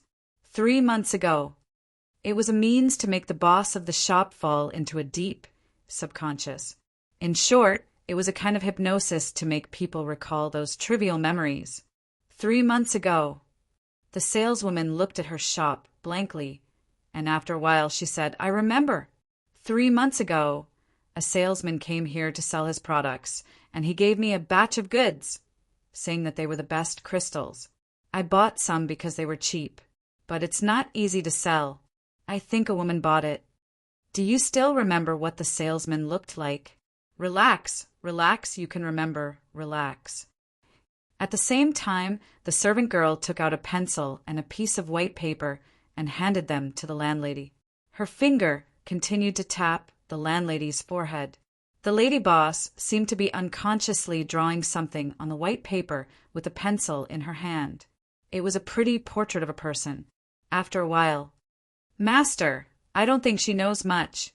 Miss Maid brought the piece of paper with a face drawn on it to Luocio. His gaze shifted from the display case to the painting on the white paper. After taking a look, he was surprised to see that the painting was so lifelike. However, Luocio had no impression of the man in the portrait. He wore a pair of glasses and had a mole beside his left eye. It could be considered a special item. Other than that, he was just an ordinary guy. "Auntie, have you sold all the things you bought?" It seems that only the one in Zhao Ru's hand was sold. At this moment, Yu Yi took out a box from under the counter and opened it. "The rest are here. According to the boss's wife, it's hard to sell, so she put it at the bottom of the counter as a loss." Luocio took out another necklace and rubbed it. "It's not the same thing." "Maybe it's just the necklace." Luocio smiled and closed the box. Now it seems that the black diamond of the Lu family and the crystal necklace of Zhao Ru are deliberately leaked by someone. You said that they all contain the same energy, similar to our great hall, something that can tempt the heart. Interesting. Yu Yi said indifferently, "It's just a low-level means to magnify people's evil thoughts." It can't be compared with the lobby. Luocho smiled and said nothing. Master, can I check if the person in the portrait is in this city? No need.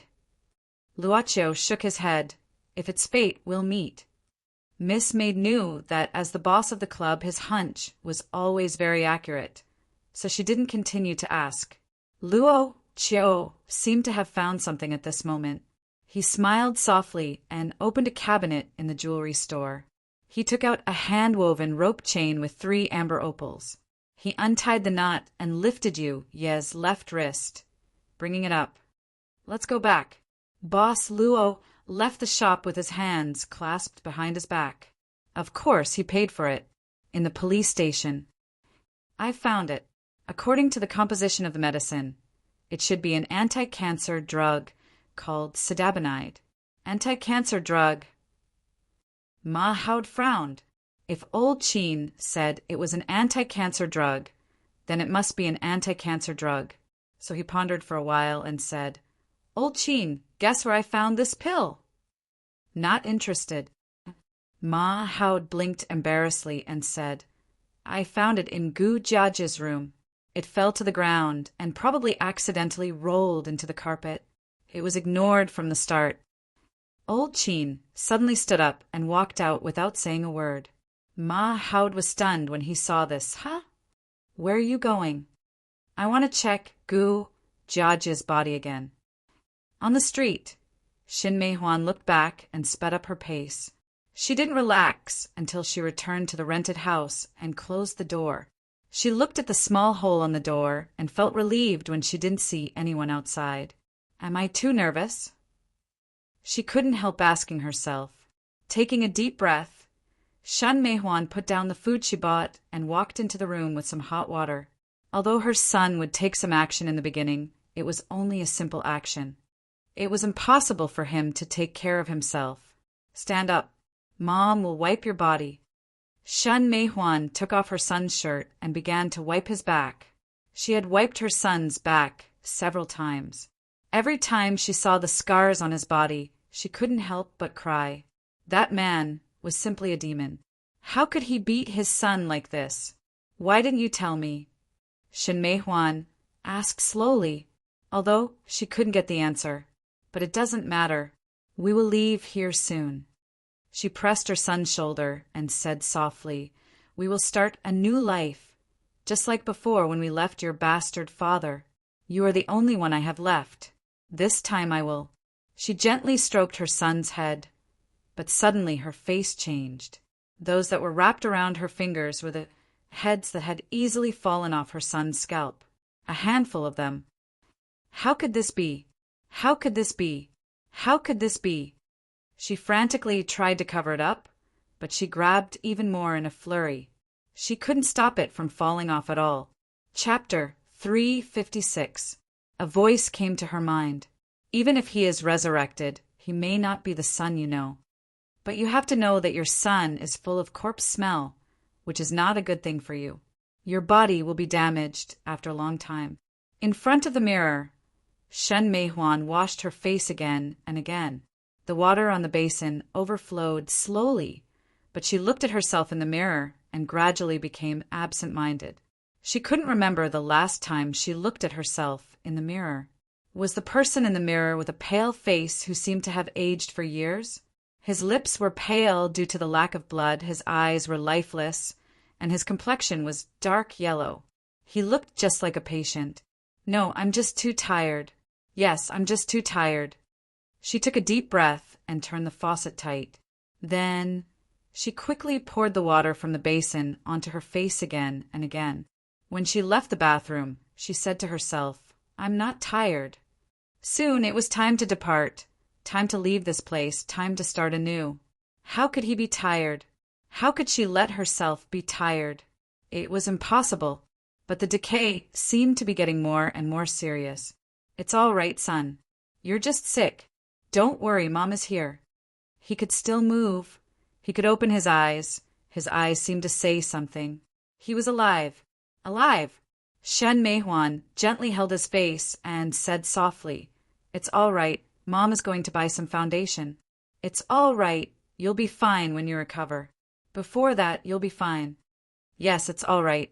He'll be fine. After she left the room, he suddenly stood up. His movements were very slow as he walked past the bathroom door. He turned his head and looked at his reflection in the corner of the mirror that was peeking out. He just stood there.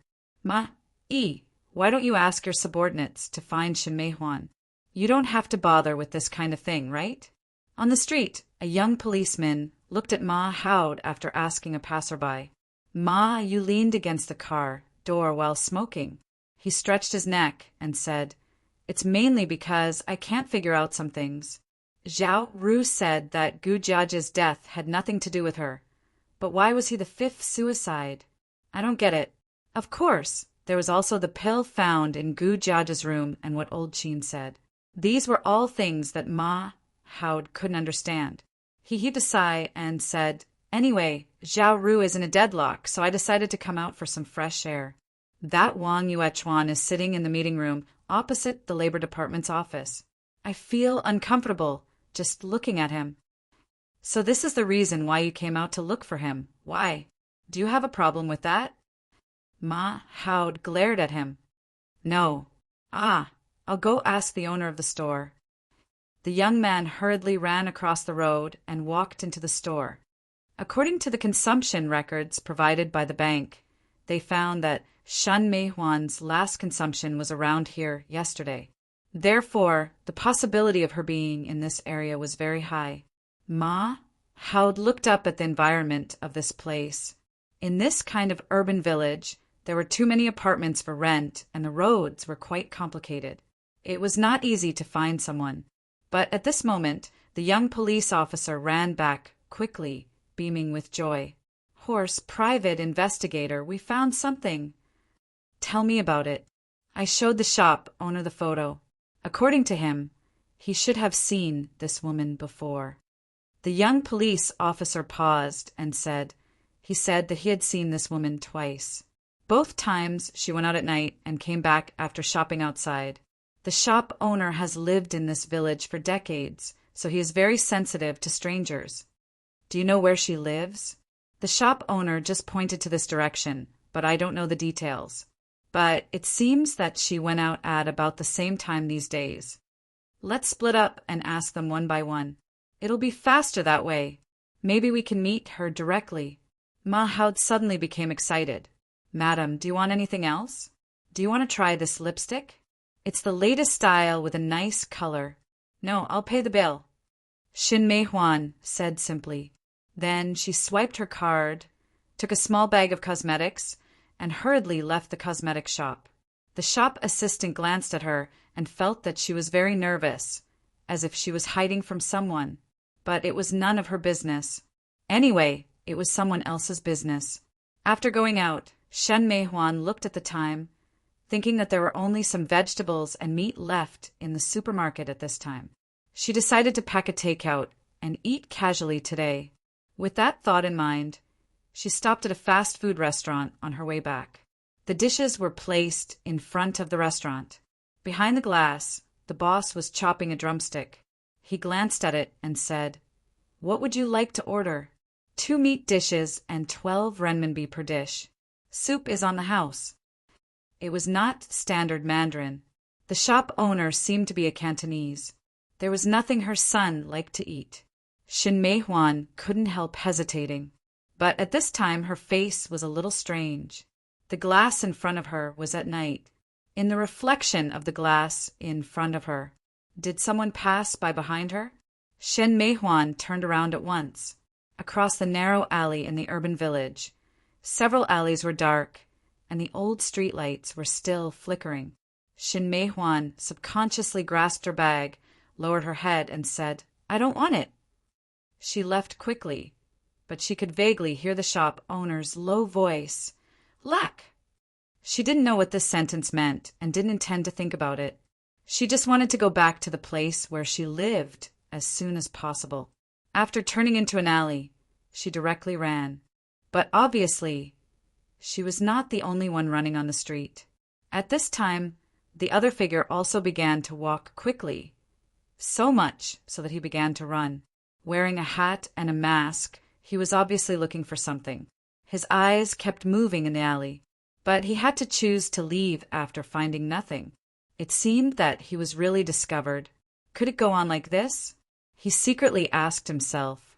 A trace of hesitation flashed through his eyes. Just as he was thinking about what he should do, he suddenly heard such a voice. It was just behind him. "Have I seen you before?" He suddenly turned around and saw a middle-aged man with a mustache and a big belly standing behind him. "Ma Howd, have I seen you somewhere before?" Ma Howd stepped forward. He didn't feel suspicious as a police officer, although this guy's hat and mask were quite suspicious. But after he and his men separated to look for people, they undoubtedly found Shin Mei-hwan's trace. Ma Ili didn't intend to go up and call for the missing madam immediately. Intuition told him that the lady seemed to be nervous, as if she was hiding from something. He followed her all the way until Shin Mei-hwan stopped at the snack shop. He found this suspicious man. Ma-i felt that he seemed to have seen this guy somewhere before, but he couldn't remember where at the moment. "No, I haven't seen him before." After hearing this, the guy lowered his head and intended to leave Ma Howd. "Wait." Ma-i turned around and put his hand on the guy's shoulder. He was quite a thin guy, which was too weak for an adult's point of view. Unexpectedly, the moment Ma Howd put his arm on the man's shoulder, he suddenly shook it off, turned over and pushed Ma Howd and ran away quickly. "Shit, you want to get away from me?" "No way." Ma-i didn't say anything. He took off his shoes and threw them out.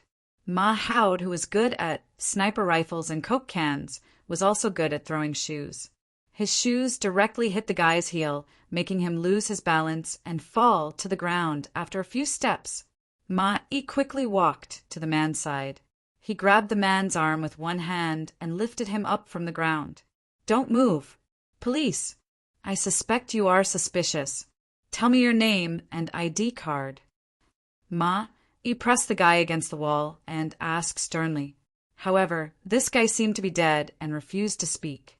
He just kept struggling and had a terrified look on his face. Ma Howd turned the man around, but at the same time he pressed him down hard and reached out to grab the mask on this suspicious guy's face. "Don't!" The suspicious guy let out a cry of alarm, but he was unable to prevent the mask from being removed from his face. "Let me see who you are. You are." Ma Howd's expression suddenly froze. He suddenly fell into a state of slow thinking. He couldn't react in time, but he suddenly felt a sharp pain coming from his toe. The foot that was not wearing shoes was ruthlessly stepped on. His 10 fingers were in pain, so it was probably the same for his toe. In the chaos, he was pushed to the ground by the guy. "Stop! Don't run! Don't run, it hurts!" Ma-ili hurriedly got up, but the pain in his feet made him kick and kick. He could only watch as this guy escaped into another small alley in front of him. Ma-i, why are you sitting here? What happened to your foot?" the young policeman asked along the way. At this time, he finally saw Ma Howd sitting on the stairs of a shop on the street. He couldn't help but walk over in surprise. Ma Howd lowered his head, rubbing his foot while thinking about something. Anyway, his eyebrows were tightly knitted. Ma-i. Ma Howd raised his head blankly and said, Do you think the dead can be resurrected?" "What? Do you know who I just saw?" "Who?" Chapter 357. She couldn't stay here any longer. Even if she was too sensitive, Shin Mei-hwan felt that she couldn't stay here any longer. She decided to find a hotel and stay there. Anyway, it was time to leave. She took a deep breath, combed her hair casually, and was about to open the door. "Jia, I'm back." She tried to sound calm, but the moment she inserted the key into the lock, the door moved gently. It was not locked. Shin Mei-hwan was shocked and pushed the door in, calling her son's name. She walked into the living room. No one was there. She walked into the room. No one was there. She walked into the bathroom and the kitchen. No one was there. No one was there. Shin Mei-hwan suddenly panicked, but she soon calmed down. because her son had walked out by himself once before. Jia, although her son couldn't speak at that time, he looked like an ordinary person. But this time, she couldn't imagine what would happen if someone saw Gu Jiajia's appearance. Shen Meihuan was so confused that she couldn't calm herself down. As soon as she came back, she rushed out of the street without even locking the door. She didn't care about these things anymore. But it was late. It was late. She was alone in the street. Jiajia! Jiajia! Where are you, Jiajia? She shouted as she walked. At night, other than the brightly lit snack stalls, the rest of the village was quite quiet. Her voice could be heard loud and clear. But Shen Meihuan had to stop and turned around. She was going to leave the alley she was in. However, someone had obviously seen her and hurried over. Mrs. Gu, Mrs. Gu. Is that you? Mrs. Gu, don't go. The man ran to Shen Meihuan at once and stopped her. Mrs. Gu, I finally found you. Shen Meihuan turned her face away in a panic. I don't know you. Go away. But she heard another man's voice. It was Ma Ili's voice. Ma Ili limped to her. Mrs. Gu, you don't know this man, but you should know me, right? We have been looking for you for some time. Your husband filed a police report saying that you were missing. Don't mention that guy. Shen Meihuan suddenly raised her head. I won't mention it. Ma Haod shook his head and walked to Shen Meihuan. He frowned and said, Let's talk about your son. What do you think? There's nothing to talk about. Now that you've found him, you can go back. Shen Meihuan turned around and left. I'm an adult, and I know what I'm doing. Gu Feng treated me so badly. Can't I leave him? There were no threats or kidnappings. I left on my own accord. Stop following me. Seeing Shen Meihuan take a few steps forward, Ma Haod said to his back, I just saw your son. What? Shen Meihuan suddenly turned around. She looked nervous and hesitated. You really saw him? When Ma Haod heard this, he heaved a sigh of relief. He nodded and said seriously, Mrs. Gu, if I'm not wrong, do you have another son? He and Gu Jiajia should be twins, right? You and Gu Feng remarried, so your son should be the one you gave birth to with your previous husband, right? Otherwise, you can't find two people who are almost the same in the world. What did you say? Shen Meihuan was extremely shocked. My other son. What? Am I wrong? Ma Haod looked at Shen Meihuan's face. She seemed to know nothing about it, but as a mother, it was impossible that she didn't know the twins. But Shen Meihuan's reaction was too strange. Then, what was the identity of the Gu Jiajia he saw? Ma Haod had goosebumps all over his body. No. Shen Meihuan shook her head. I do have another son, but what? But he should have died long ago. Shen Meihuan thought silently. Shen Meihuan hesitated. She was eager to know the whereabouts of her resurrected son from the policeman. It was so dark that the policeman might not have noticed the abnormality of Gu Jiajia. He didn't know that Gu Jiajia was actually a resurrected dead person, so she made such a guess. Of course, this guess was true. I divorced my previous husband a long time ago, Su Qianxi said. Shen Meihuan seemed to be reluctant to mention the past. She simply said, After the divorce, I left with my son, and the other one stayed with his father. Soon after the divorce, I applied to the court for the custody of the other child, but I couldn't find them at that time. I haven't heard from them for so many years. Shen Meihuan shook her head. You said you saw Gu Jiajia. How could it be? My son died that day. By the way, I have another son. Shen Meihuan suddenly grasped Ma Haod's hands excitedly. Sir? Tell me, did you really see him? Where is he? Mrs. Gu, please calm down. Ma Haod frowned. But it turns out that you really have another child, which proves that I was right. But unfortunately, I was shocked when I saw him. I didn't pay attention to him and let him slip away. Well, did you see my feet? That's why he stepped on it. Slip away.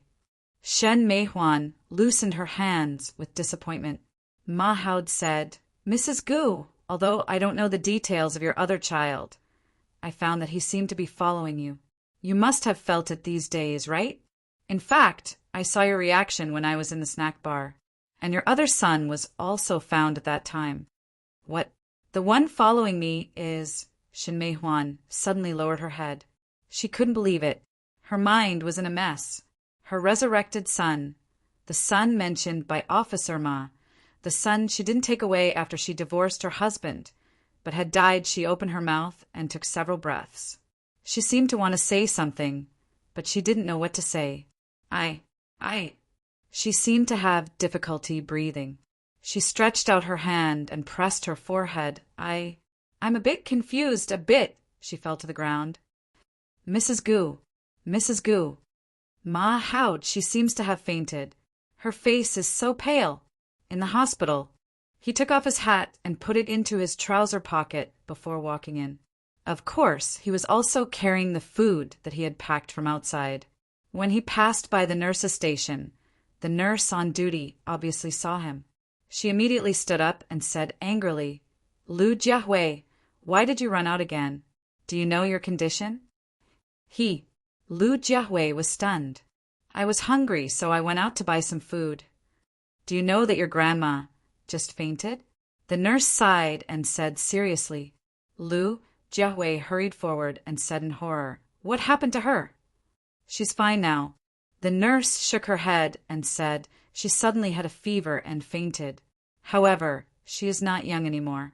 After this surgery, her body has become very weak. You have to be careful. We called you, but your phone was turned off. My phone ran out of battery. Lu Jiahui shook his head. I'm sorry, there won't be a next time. All right, go check on her. The nurse said softly, Your grandma just fell asleep. However, she kept calling out your name. You are her only family member left. You have to take good care of her, do you understand? Although, remember, you must be strong, do you understand? Lu Jiahui nodded and said nothing. He turned around and left. The nurse sighed and sat down. She said to the colleague on duty beside her, This child is quite pitiful. He is so young, but he has to bear so many responsibilities. The colleague said coolly, Every day we see people with bad lives in the hospital. If all of them are pitiful, who will work? He reached out with both hands. His hands kept fiddling with the padlock in front of the glass door. It seemed that he wanted to open the lock, but he couldn't find a way. He could only keep shaking it, like a body without a soul. Seeing that he couldn't open the lock, he walked toward the glass door. He touched it, stopped, walked again, touched it again, stopped and walked again. In this way, he gently touched the glass door, then bounced away, then continued. Do you want to go in? A voice appeared behind him. However, he still did this simple and repetitive action as if he didn't hear it. What are you thinking? Then go in. He waved his hand. The person standing behind him wasn't anyone else, but the boss of the club. With a wave of his hand, the padlock on the glass door automatically fell off, and the glass door opened automatically. As for the door inside, it automatically rolled up. This time he finally didn't touch anything and easily walked into this place. He walked into this amusement center. Luocio followed him and walked in. Luocio then snapped his fingers. All the lights that were turned off suddenly turned on, and those machines that had stopped naturally started to operate again. There was a sound. Because of the light, his appearance became clear. His hair fell off, and his skin appeared dry and gray. The cockroaches and flies walking in this old amusement center seemed to smell the fragrance and began to come toward him. But he didn't care. Because of the sound, he seemed to have found his target. Chapter 358. Most of the houses in the town were two-story houses. This place was originally just a tile. In fact, it was a simple rural area. However, at some point in time, the young people here began to work outside and send money back. Slowly, the town became what it was today. It was a sunny summer in 2003. In a two-story house in the town, two men and a woman were looking at each other. The owner of the house clearly did not intend to invite the couple in. There was even a disgusted expression on his face. Shin Mei-hwan, why did you come back? Is this your new lover? Why? Do you want to taunt me by bringing him back? How can you talk like that? Gu Feng frowned with anger in his eyes. However, the wife beside him had officially registered their marriage 3 months ago. Now they were legally married. Shin Mei-hwan reached out and pulled his sleeve. It had been a whole year since she left the man in front of her. Her appearance was already different. She said indifferently, I've called you a few times. Last time, your mother picked up the phone. I made it very clear. So, I came back to take Jiahui here. What did you say? Say that again. When the man heard this, he shouted even louder, You bitch! You took away my son last time, and now you want to take Jiahui away? No way. Don't even think about it. Shen Mei-hwan took a deep breath and said indifferently, I've inquired about it. I heard that you contracted tuberculosis when you were working in a factory outside. The factory didn't want you, and you didn't get any compensation. In your current environment, can you give Jiahui a good environment to grow up in? With that, Gu Feng, who was beside him, had a reluctant expression on his face, but he still took out a check from his suit pocket. Take this money to treat the illness, and leave Mei-hwan's child to us. You should give up custody of him. The man glared at him and suddenly grabbed the check from Gu Feng. Tearing it up? Get out! Don't let me see you again. Get out! Gu Feng's face changed slightly. Shin Mei-hwan took a deep breath and said, Lu Qing, I just want to talk to you. You need the money to treat your illness, and you really don't have the ability to take care of Dehui. Don't be stubborn. Then I'll take him away. If there's time, I can let you two meet. I just want to resolve this matter properly. Don't force me to resort to the law. You know, your situation is not optimistic at all. Even if I die, I will not let you take Jiahui away. He is my son. Lu Cheng roared. Jiahui, Jiahui, are you home? Mom is back. Jiahui, Mom is back. Come out and meet me. Jiahui. Shen Mei-hwan was so familiar with the house that she walked in and shouted loudly. Unexpectedly, this directly pushed Lu Cheng's anger to the peak. He grabbed Shen Mei-hwan's hand in an instant and pulled her out. You are not a member of this family. I didn't let you in, scram! Lu Cheng, no matter what, let me gradually shine. He is also my child. You have no right to stop me from seeing him. Lu Cheng, let go of me. Let go. See you. You can meet him when you're dead. Lu Cheng roared at this time. Let's see if he will recognize you as his mother in hell. What did you say? Shen Mei-hwan's face suddenly changed. He is dead. Lu Qing shook off Shin Mei-hwan's hand and snorted. How could it be? This is his tomb. If you don't believe it, dig it up and see. Let's see if you dare to dig up your son's tomb. On the nearby hill, Lu Qing was drinking the sorghum wine he bought on the way, looking embarrassed and haggard. Jiahui, Shin Mei-hwan's face was pale. She knelt in front of the tomb and touched the name on the tombstone with trembling fingers. She did not speak, but just touched the name again and again. When did it happen? Why did a good child die just like that? Gu Feng was very calm. He frowned and grabbed Lu Cheng's collar, asking loudly, Isn't it all because of this heartless mother who left? Lu Cheng snorted. Shin Mei-hwan, your son sits in front of the door every day waiting for you to come back. Have you ever come back to see him? You haven't. The child was so sad that he ran away from home to find you. On a rainy day. Then he fell into the pond and drowned. You evil woman. How dare you come back? Mind your words. Gu Feng retorted. Seeing that they were about to fight, Shin Mei-hwan suddenly threw Lu Qing to the ground and bit him. You lied to me. My son is not dead. You lied to me. You lied to me. I don't believe it. You lied to me. You lied to me. Give the child back to me. Give the child back to me. Give the child back to me. Give the child back to me. Suddenly, a scream rang out in the ward. The mournful and indignant voice woke the two people in the ward up from their sleep at the same time.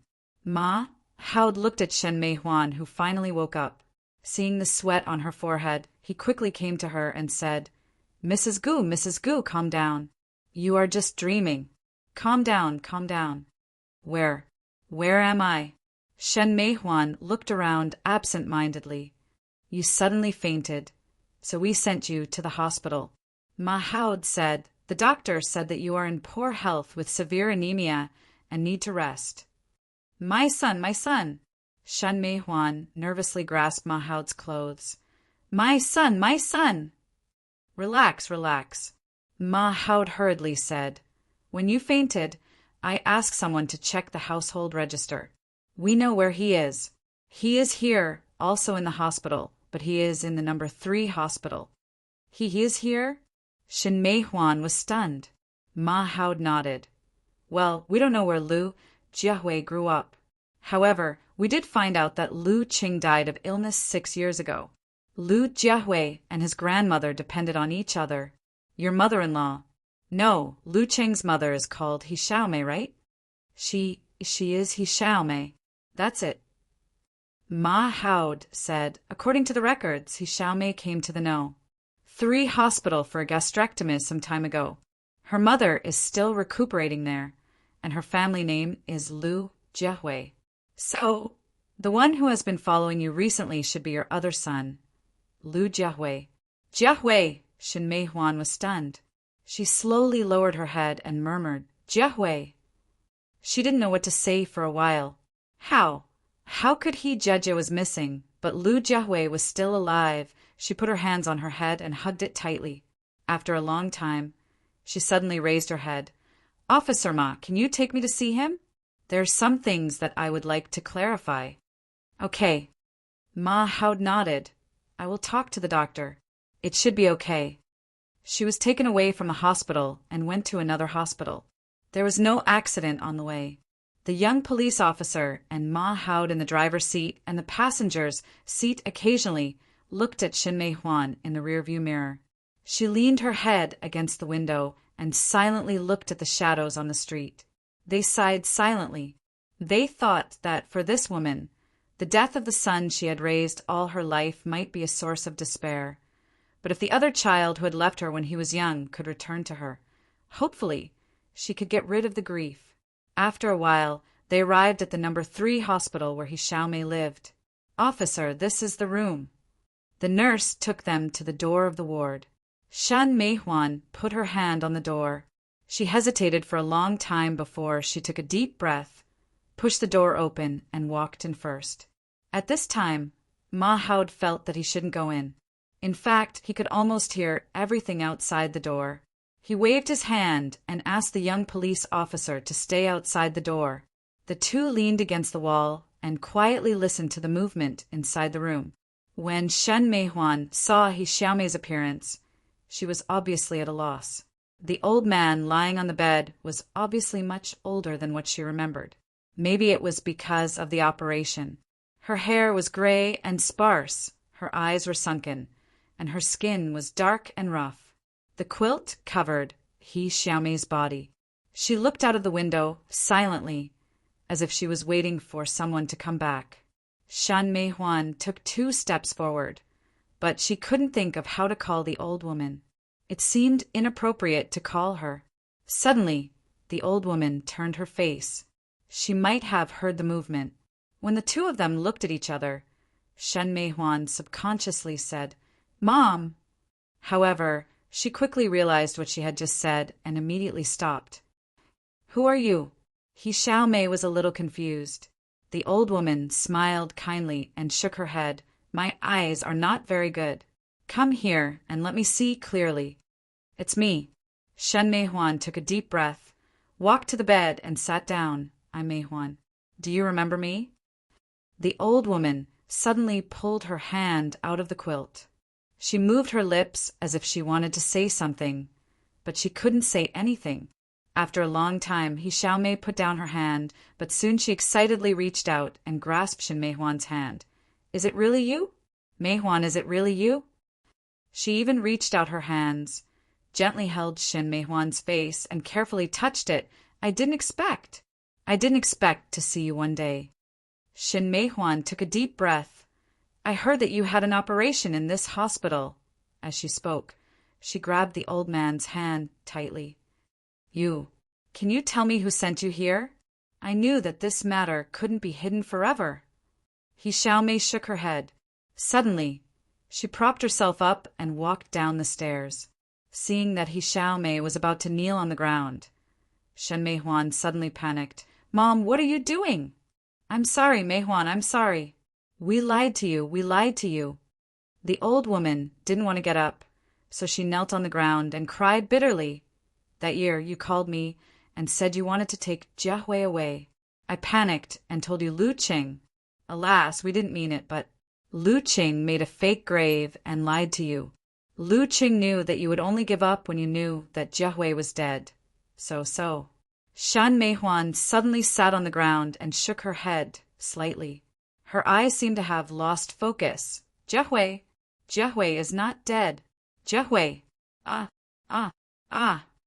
Shin Mei-hwan suddenly screamed at He Xiaomei, and the pain buried in her heart for more than 10 years was released unreservedly. You! How can you do this to me? You lied to me. How can you do this to me? She coughed dryly as if she wanted to vomit.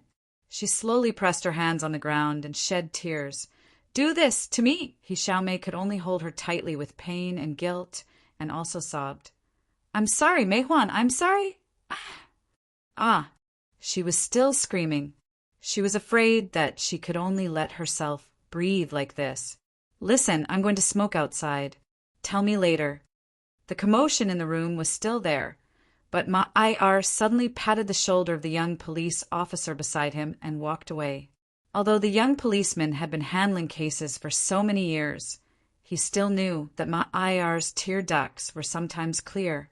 He shook his head as well. Ma-ir was also a father, so he could probably feel the pain of losing his son. The room was silent for a long time, and then some voices began to come out. Shin Mei-hwan said, Jiahui, how has he been these years?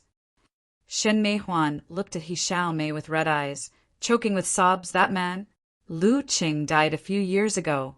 Why didn't you come to me? He Xiaomei sighed. I didn't know how to sleep with you. Jiahui, he didn't know you. When the child was young, Lu Chang told him that you were dead. I didn't dare to tell Jiahui the truth, nor did I have the face to tell him. Then now, a few months ago, I was sick. He Xiaomei said sadly, I felt that I was dying, so I told him the truth. I'm afraid that after I leave, he won't have a single family member left. The child was so pitiful. Lu Cheng's illness dragged on for several years. When he was sick, he had a bad temper and would beat the child. I couldn't protect these old bones of mine so many times. I wanted to take him away and look for you, but the sea of people is vast, and I don't know where to look for you. I secretly went to the place where you worked and asked, but the people there said that there was no news about you. The old woman didn't want her grandson to be taken away, so she agreed with Lu Cheng's son's plan. Shen Mei-hwan could understand He Xiaomei.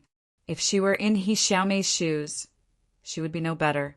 But understanding didn't make her feel relieved. That was another thing. Shin Mei-hwan calmed down.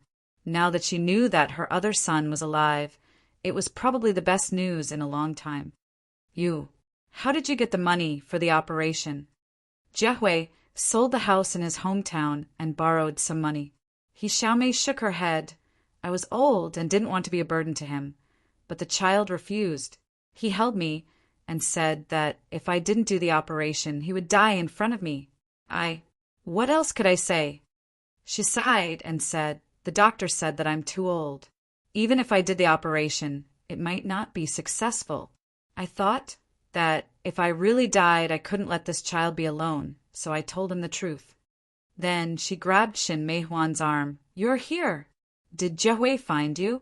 During this time, Jiahui went out whenever he had time. I know he must be looking for you. By the way, where is Jiajia? Is he all right? Can I see him? Shen Meihuan didn't know what to say to the old woman, who she once respected but now resented. Could the old woman bear such a sad thing?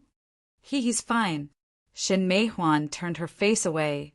We sent him abroad. She could only hide it temporarily, but she was also confused. She didn't know where Gu Jiajie was now. Really? I see. For He Xiaomei, this was probably the best news she heard during this time. At least another grandson she missed for more than 10 years was successful again. Ma Haod was a little irritable, smoking a cigarette. He paced back and forth outside the hospital building. Suddenly he saw a guy in front of him. The food that the guy was carrying dropped to the ground. It was a bowl of hot porridge. But he turned around and ran away. Don't run. Ma Haod threw the cigarette, and chased after him. Lu Jiahui, don't run. Don't run. He chased after him. Yen yen yen yen. Chapter 359. The number 3 hospital. Gu Jiajie was waiting for his name to appear on the screen while talking on the phone. It was his mother, Shen Meihuan. Not yet. I'm still waiting in line. You don't have to come. It should be okay. Ahem. It's just a cold. Full body examination. No, it's too troublesome. Okay, I see. I'll ask the doctor later. Gu Jiajie looked around, but his mother didn't seem to hang up the phone. Dad? Nothing. I'm okay. Gu Jiajie didn't want to say more, but he suddenly said, Will you come back tonight? You need to work overtime. Okay. No, you don't need to come back. I can take care of myself. As he spoke, Gu Jiajie's gaze once again swept around in boredom and suddenly stopped. He saw a person who was walking past with his head down, absent-minded. A person of the same age as him walked past him. A person who didn't notice him, but who knew what he was thinking. That person looked so haggard. That person looked almost exactly like him. He walked past. Mom, I'll hang up. It's my turn. Gu Jiajie hung up the phone and followed him quietly.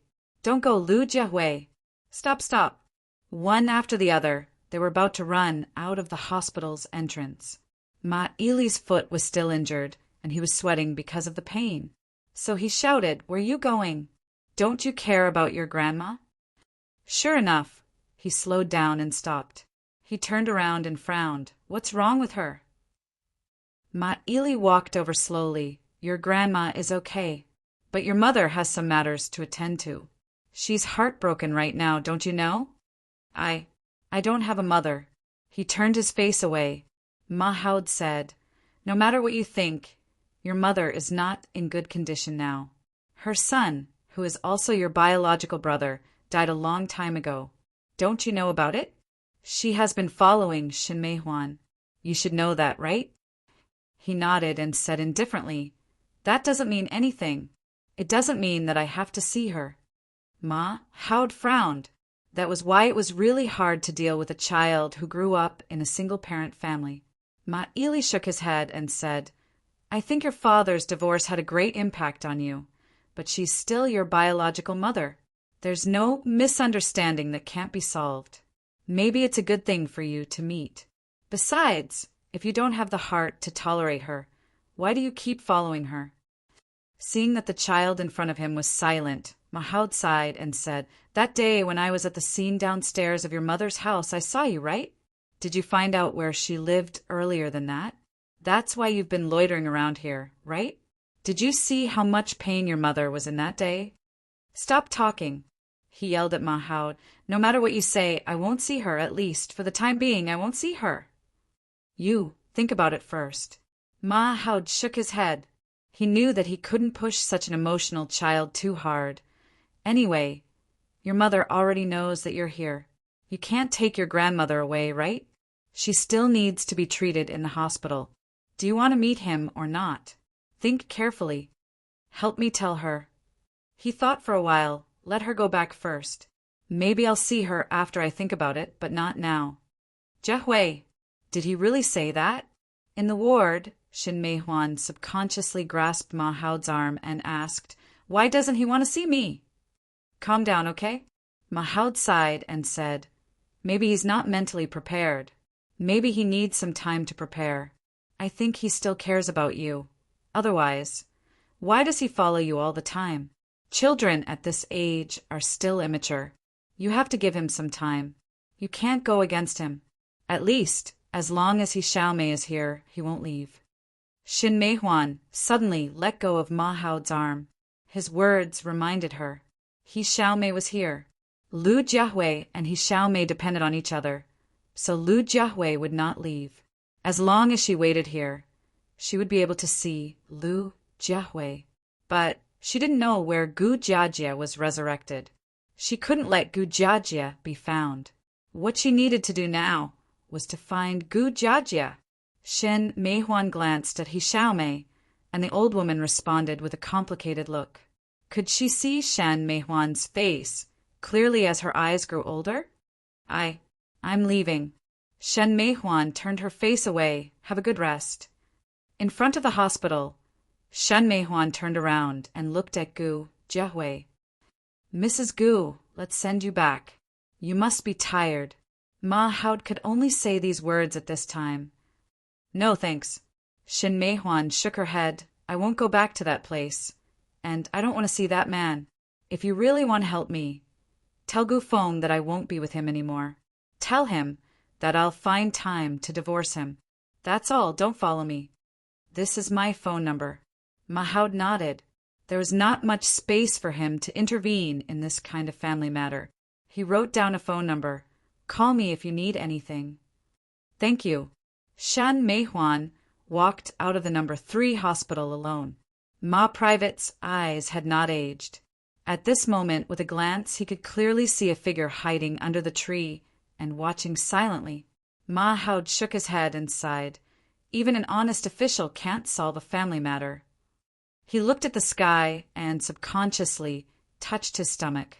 It turned out that from last night until now, it was almost noon. He had been running outside the whole time. His stomach was already rumbling with hunger. Damn it! He forgot to call the tigress at home to tell her that he was safe. F***CK. 46 missed calls. This is bad, this is bad. Who's here? Although her eyes weren't good, her hearing was more sensitive. Xiaomei looked at the door. Is it Jiahui? It's me. Xiaomei breathed a sigh of relief and held her grandson's hand. Jiahui, do you know that your mother just came? I know. He shook his head. Grandma, don't mention it, okay? The most important thing now is to wait for you to recover. By the way, I'll get some hot water for you. The water in the kettle is cold. It doesn't matter. You just came back. Have a seat first. But she didn't stop her grandson. Xiaomei looked at her grandson's back and sighed. Ever since Lu Cheng passed away, the two of them had been relying on each other for survival. This child seemed to be especially sensible. Maybe this was what parents wanted to see. But for Xiaomei, this child had to suffer so much. Even though he was precocious, she didn't know whether it was good or bad. The old man sighed. He was outside the ward. In fact, he didn't go far but sat on a row of stools on the side of the corridor. He glanced at his side. It should be more than 2 months ago. That twin brother of his had spoken to him for a long, long time. Gu Jiajie, do you really need to exist? He murmured to himself. Suddenly, he hugged himself tightly in fear. He clearly saw his mother, the one who walked on the street that day, the one who could walk on her own, the one who was supposed to be dead. What the hell happened? He sat on a stool in the riverside park, quietly looking at the scenery here. As a half-human, half-corpse, and an existence whose body had even started to rot, it was actually very easy to attract attention. Even if the passers-by would wonder if someone deliberately put on makeup to look like this to scare people when they walked out. Yes, even so, he should be able to be seen by people. But obviously, the passers-by who came here for a walk didn't notice his existence at all, as if he didn't exist. If he couldn't see, then the club boss who sat beside him and accompanied him naturally couldn't see him. From the amusement center, from the old street, from the snacks on the street, from the crowded shopping mall, and now here, Boss Luo accompanied him to walk through the road that his mother took him to walk through. The club boss didn't know tiredness. His body couldn't even get tired. His usual sleep was just to complete his daily routine. Your mother knows the existence of your brother, but they haven't met yet. He also said some things to the person sitting there silently. Even if he didn't have to personally go to the scene, as long as he wanted to know, he could find out. Your mother will still come to you. Luocio said softly, "What are you thinking about?" No answer. He didn't say anything. His eyes were like a candle in the wind, flickering and about to go out at any time. But Boss Luo still didn't get any response. He faintly smiled as he patiently waited. While he was waiting, he suddenly shifted his line of sight. A mature and beautiful woman wearing a black dress was walking against the wind. Black water was walking towards him. This hundreds of years old snake monster followed the smell in the wind, the smell of a corpse. Although she knew clearly that the woman with the dead child wouldn't come to her. However, this Miss Serpent Demon obviously couldn't ignore it like she said. She was still reluctant to give up her compassion. Finally, she followed the smell of the corpse in the wind and came to Luocio. Without much surprise, Blackwater stood in front of Luocio, saying indifferently, "Sure enough, it's you."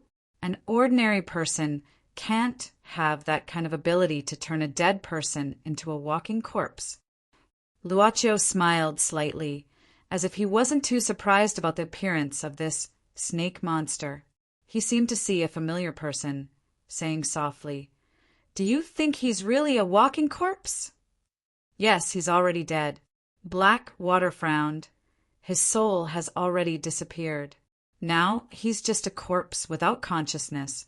Don't you know that this kind of corpse can be easily invaded by the formed resentful spirits and mutated? Once that happens, his mother is likely to be the first victim. Luocio shook his head.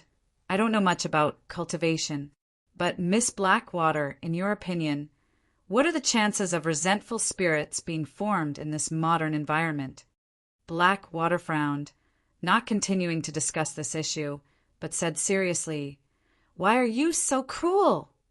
"We won't refuse the request of our customers." Luocio shook his head. "Miss Blackwater, of course, you can also put forward your request to solve this problem." Blackwater sneered. "Do you think everyone is willing to make a deal with you? Wishful thinking. I'll try my best to get what I want. I don't need to rely on this kind of despicable deal." "I also hope so." Luocio looked at the city on the other side of the river. He didn't continue. Blackwater didn't know what his so-called hope was. But for a moment, she couldn't see the reflection of the world in the eyes of the club boss.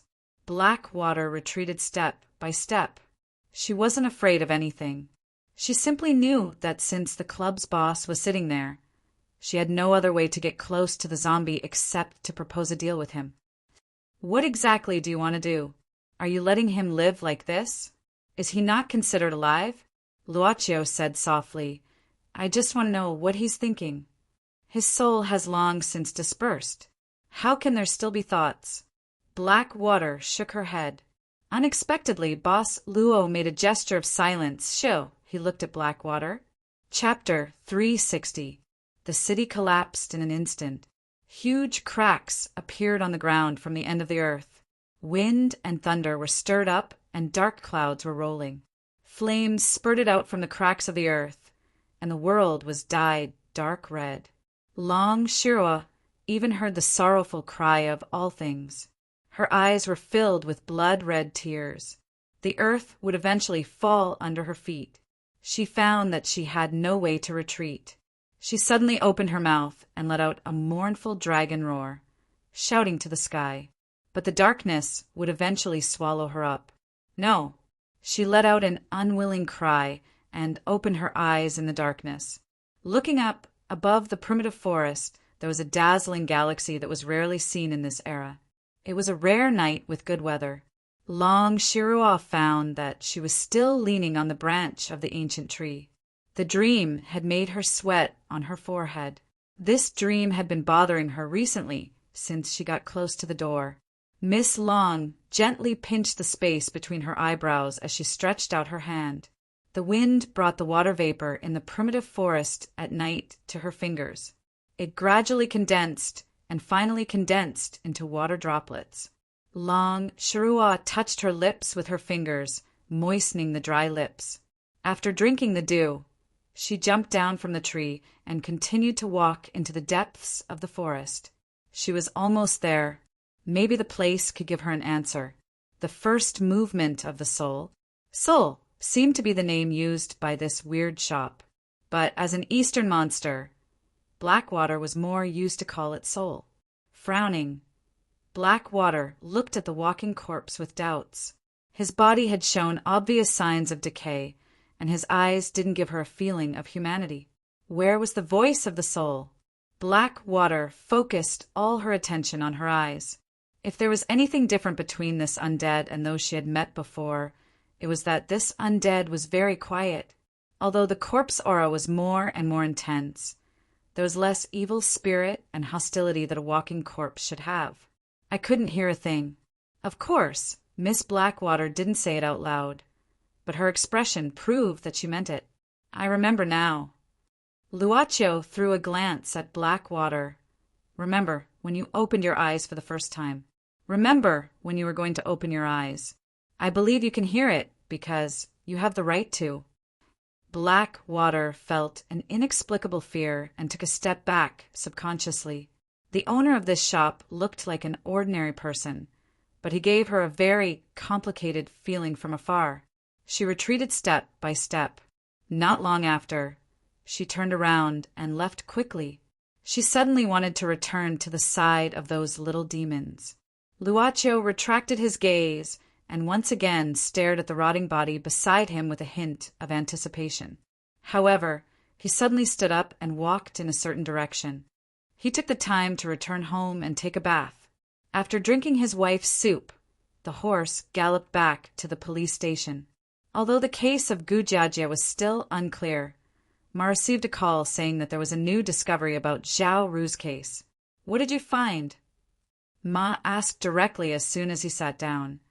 Is there any news from the telecommunications company? No. However, we went to several of the victims' houses, and after a careful examination, we found these things in the first victim's room. They were hidden very well. A stack of letters. The young policeman handed the letter to Ma along with a sealed envelope and said, "There are some photos in the envelope. We have compared them and found that they are the same as those in Zhao Ru's notebook. What's more, it's enough to prove that she didn't just blackmail. As long as we can find Zhao Ru's handwriting and compare it with the handwriting on the letters, we have reason to believe that she threatened the students to make them break down mentally. That's why she chose the most extreme solution." Not only were there different photos attached to the letters, but there were also letters with words that made people feel uncomfortable. She was really a good student who came out of her own body. If your family, your classmates, and the people around you see the contents of these photos, what do you think will happen? Both of your parents are government employees, right? If your parents find out about your situation, why are you still in this world? I think it's about time for me to make these things public. Do you think it's time for me to post them on the streets? Why don't I send it to your school first? What's the point of you living? You will be reviled. Think about it. In this lifetime, everyone who knows you will know what you have done, and you will not be able to raise your head. Right? They may not talk about you on the surface, but they will definitely talk about you behind your back. You know what they're going to say about you. Be asterisk TCH, be asterisk TCH, be asterisk TCH, be asterisk TCH, be asterisk TCH, be asterisk TCH. How do you still have the face to live? You're really thick-skinned. In that case, I'll announce it. Ma Howd had finished reading the stack of letters. He sighed and shook his head. Do you think these children can stand it if they receive such letters every day? But if these children didn't receive such letters, Zhao Ru wouldn't have been able to do anything. Find Zhao Ru's handwriting and compare it. Ma Howd sighed, but it's still not enough. Next time when you interrogate her, scare her and see what she will say. Got it. The young policeman nodded. I don't think Xiao Ru would have thought that the deceased would hide these things. Usually, people don't want to keep these things. They will directly destroy them. This is called justice has a long arm. As long as you commit a crime, it's impossible to leave no traces behind. Ma Hao suddenly frowned. He picked up the letters again and glanced at them quickly. Ma, what's wrong? No, this is not there either. Ma Hao put down the letters. There is no mention of the word teacher here. Oh, there is no. Is there a problem? The young policeman was stunned. Isn't this the murderer's intention to divert our investigation? I know, Ma Hao said, but did you forget that we started the investigation because of the deleted messages on Gu Jiaji's mobile phone? The teacher was mentioned in the messages. Ma, do you mean that Gu Jiaji's death is not the same case as the previous 4 victims? I don't know. Ma Hao shook his head and stood up quickly. He picked up the mobile phone and keys on the table. I'll go to the number 3 hospital. You stay here and compare the handwriting as soon as possible. Got it. While driving, Ma Hao kept thinking about what Gu Feng had said, what old Qin had said, the medicine found in Gu Jiaji's room, and so on. I just wanted to vent my anger. I really didn't want to cut him with a knife. I don't know why he suddenly resisted. It was a bit strange. The first time the minced meat was sent for examination. The results showed that it was cancer, but when the examination was done again, it was not. According to the composition of the medicine, it should be an anti-cancer drug called sidabinide. How could I know so much if he was not sick or in pain? Such a big kid. Didn't he know how to take care of himself when he was sick? I want to examine the body again. Thinking about it, they arrived at the number 3 hospital. When getting out of the car, Ma Hao made a phone call and asked, Hello, old Qin. You said you wanted to examine the body again. Did you find anything new? I'm still waiting for the result. Oh, I see. Remember to inform me as soon as possible. Ma Hao hung up the phone and walked to his Xiaomei's ward hurriedly. When passing by the nurse station, he was stopped by a nurse. Sir, visiting hours have passed, the nurse said dutifully. When Ma Hao was about to take out his ID card to show his identity, the nurse suddenly said, Hey, sir, do you know Lu Jiahui? Are you his relative? What do you mean? Ma Hao was stunned. The nurse said, I heard from my colleagues that someone came to see Lu Jiahui and He Xiaomei today. No one came to visit He Xiaomei, so I glanced at her curiously and saw you. There should be another man and woman. I wanted to see you, but I couldn't leave, so you left. Ma Hao decided not to show his ID card. When he came up in the morning, he didn't show it. He just said that he was a friend and asked him to lead the way. Miss, are you familiar with Lu Jiahui? Ma Hao suddenly asked. Well, I saw him taking care of He Xiaomei when I was on duty. The nurse sighed, the poor boy. Sir, if you are familiar with him, do something to help him. The doctor said that he might not live long. At the beginning, Shen Meihuan thought of the amusement center, which was the place her son came to last time. She looked for him all the way, but didn't find him. The cashier also said that he had never seen him. Shen Meihuan knew that he must have never seen him. Otherwise, he wouldn't be so calm.